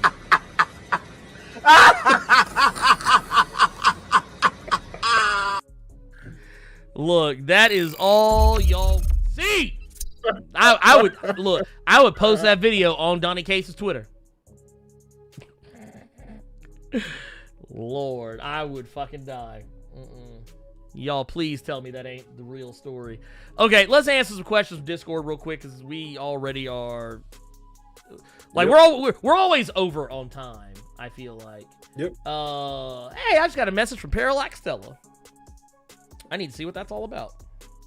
Uh-oh. By the way, Parallax Stella, friend of the channel. No, it's a good thing. It's a good thing. Me and Parallax Stella is one of the people who I play Dungeons and Dragons with on Thursdays. I thought they were going to be shit talking. No. Me and Parallax Stella are cool. She good people. That's my IGN. While you're doing that, I'll read this first question from Discord from Shaz Domino. First off, I'd like to point out that Carter Dead. Okay, you getting banned after this question. What indie comics would you like to see adapted into video games? For example, East of West, Bitter Root, Excellence. You know what? I would like to see, just because it's so wild. Okay. Could you imagine Sex Criminals as a Steam game? Like, remember that Steam game you saw that one time and you were like, the fuck? Yeah, that was my first time on Steam. I didn't know they just had shit like that just running rampant. A Sex Criminals game? I'd probably buy it. I'd probably buy it. Oh man. What? I tell you what. How about if you wanna I guess it depends what kind of video game you want to do. I would like to see The Wicked and Divine as like an RPG. I can see The Wicked and Divine as like a type of RPG. Dope. I could get with that. Before I go grab something real quick, an M-rated TMNT Last Ronin. I think that shit would be fire. Yes. But it plays kind of like let's say Darksiders 2. Okay, I'm with it. Wasn't ooh. Invincible. By it was Insomniac. Is it Insomniac that made Spider-Man PS4? Yeah. Okay. Yeah. Give me them. Put them on an Invincible game and make that jut M-rated. Whoa! Why I just got Southern as a motherfucker just then. Anyway.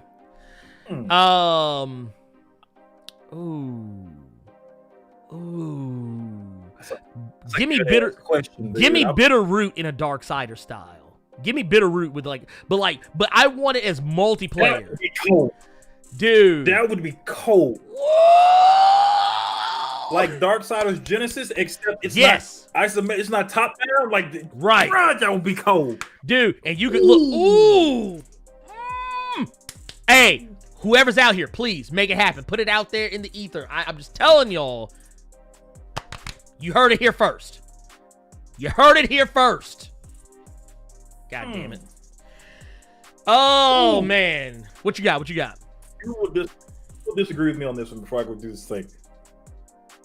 Give me a Darkest Dungeon version of Die. I actually wouldn't be against that. I actually would not be. Or here, I got one for you. Give me Baldur's Gate 3. Give me Baldur's Gate 3, but it's Die. Yeah. That'd be cold. I would fucking play that shit. Cold. I would play that shit. Cold. Let's see here. We got Ed Boy in the cut says, what are some of you guys' biggest no-nos when it comes to comics? Big 2 or indie? Biggest no-nos. Forcing something sex-wise not sex-wise, but more so sexuality. Yeah. Okay, case in point. Let me give you all an idea of what I mean. Bendis making Iceman gay. Mm-hmm. When he had been straight through his entirety, he was just in a relationship with another character, but because people had started shitting on them for not having any LGBT characters, we're just gonna have Jean Grey tell Iceman he's gay all of a sudden. Now he's just gay. Now he's just flamboyant and gay. Well, or I will say there is okay. a story behind that. There's a story behind that. Okay. Because the only thing that I can remember is from All New X-Men when she basically told him his child version or his younger teen version, you've been having these thoughts, you're gay. And then they just went with it. I think Bendis did something way better than that. It wasn't written well, but it was actually hinted at back in the 90s. Okay. But because the Comics Code Authority existed, you couldn't have gay characters. It's kind of the same reason why back in the day, Mystique and Destiny were partners. They weren't married. But now the Comics Code Authority doesn't exist, so characters who were gay or were hinted at as being gay are being made gay now. Like gay characters, like that's why it was actually such a big deal when back in the 90s when Static was a thing. Why one of his friends was gay, because you couldn't have gay characters I didn't know that in comics. You couldn't. That thing you said so. Oh my god! I'm seeing people in the chat. I don't know why. I've said several times this is one of my favorite fucking comics. Okay, a Splatterhouse version of Luther Strode. Lord, y'all get out of here. Y'all cut it out. Y'all need to stop giving this man Luther Strode love, please. He already getting a movie. Don't give this man nothing else. Y'all keep giving this man shit. But no, that one, I will say, I think that it could have been written better. The whole whatever thing. But but my thing is, I would rather to put on a finer point, I would rather those things be written by someone who is actually of the community, because I feel it would be handled better. You know what I mean? Like, I feel like it would be handled better if they actually, like, said, okay, we're going to make this character, we're going to bring in an LGBTQ. Because they did the same with Prodigy. Like, Prodigy was, for all intents and purposes, a straight character until he was on Young Avengers. And that's when he discovered that he was bisexual. But that was, I think, handled better than what they did with X-Men. And I think, I forget if it was X-Men or X-Factor. It was one of the two, but back in the 90s, it was actually hinted that Iceman might be gay. But they never really addressed it after that until years later. See, and if that's the case, then I will retract that statement. I just remember reading that. It wasn't written well. No, it wasn't written well. Terribly. Okay. Yeah, no, I agree with you. It was not written well at all. But no, whenever people bring up Iceman, I'm always just like, it was a Comics Code Authority thing. Because there were a lot of characters, like y'all have no idea. Back in the day, and by back in the day, I mean back in the 90s, you could not have gay characters. Yeah. If your comic was going to be supported by the Comics Code Authority, you could not have gay, trans, lesbian, any of that. And when the Comics Code Authority was basically done away with, you might notice there was a boom in characters of different persuasions. That's why Image was able to get away with a lot of what they got away with, because I don't think they were Comics Code Authority approved at all. Because the Comics Code Authority said you couldn't have gay characters, couldn't have lesbian characters, couldn't have trans characters, you couldn't depict drug usage or extreme violence. Which is why the whole demon in the bottle thing kind of went away. But you know what you could do under the Comics Code Authority? You could smack a bitch. You could choke a bitch. Can't tell you how many times I saw Wasp and Invisible Woman get the shit slapped out of them just for talking. They'd be talking, and next thing you know, pop. But no-nos for me don't force. Yeah. Don't force anything. Like, don't push something down a road just because you want it to fit a narrative that you want to, like, don't get me wrong. I don't care about the whole messaging thing because comics have always been that way. Honestly, they were more heavy-handed back in the 60s and 70s than they are today. People just, they don't recognize it. But people think the comics are heavy-handed now. No, go back and read a 70s comic. Go back and read old X-Men and tell me how heavy-handed today's comic books are about messaging. No, they would literally pause the comic to tell you how to be a better person. No. Yeah, as far as the no-nos, don't force anything. And that's whether it's, issues, current or otherwise, whatever. And don't tie-ins, unnecessary tie-ins, and excessive events, an excessive number of events, and an excessive number of tie-ins. Just stop. Don't need them anymore. Sacred cows that could go to pasture, honestly. Gunther Giluf says, are you going to review the Nightcrawler book? Well, yeah, The Way of X. Yes, most likely. As long as it's good. And then last question. Rough Rider says, most of the Illuminati are pieces of shit outside of T'Challa, who has his moments as well. Who do you think is the most redeemable member? What the heck is that line across the middle of the screen? What line? Oh, I couldn't see it. But yeah, I see what you're talking about now. Yeah, I know what you're talking about. That is from the chroma key for where I highlight questions. And I missed a part of it, apparently. I was confused for a moment. I couldn't see it because it was covered by a green line from where I cropped it. But I didn't crop all of it. So it's actually part of my browser. That's what you're saying. But anyways, that said, that is all of the questions. It is closer to the time that we wanted to get out. I'm going to be, I don't know what I'm going to be doing today. I have a convention that a digital one, a virtual convention that I'm going to be going to here in a little bit. But beyond that, I got nothing, man. What do you got, Carter? You going to be up to anything? Honest. Since bringing up Invincible, I was gonna reread those first two compendiums, and then I was gonna read Wonder Woman: Dead Earth because I can, and this is America, and I can do what I want. But I'm probably gonna hop on GTFO later on. Okay, I might jump on with you. Either GTFO, or I'm gonna see if I can get some people together, and then we could just get some Scott Pilgrim in. I would love to. I've been wanting to just play some shit with people because I've been looking at this PS4 and I'm like, I wouldn't mind playing some Uno. Yeah.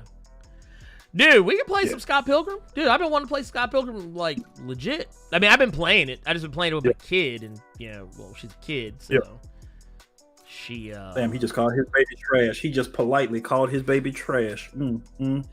I mean, she do be getting toe up. Actually, she's not bad at Scott Pilgrim. It's just that Scott Pilgrim, honestly, is the type of game that it's tough, even for adults. Mm-hmm. And the fact that she can stay alive in the game is impressive. So, yeah. But yeah, she's learning. She's learning, and she's getting better with it. So I appreciate that. Yeah. But yeah, I'm down for whatever later. I might, maybe. I don't know. I might. Because we streamed last night. We streamed Monstrum 2 last night, which was really fun. And, man, it actually got me the bug. I might do some more streaming. Well, actually, I am. I'm just being lazy about it. I got a lot to work on. Remember you all, Donny Cates. Oh, shit. Hit him. Don't hit him. But hit him up, you know what I mean.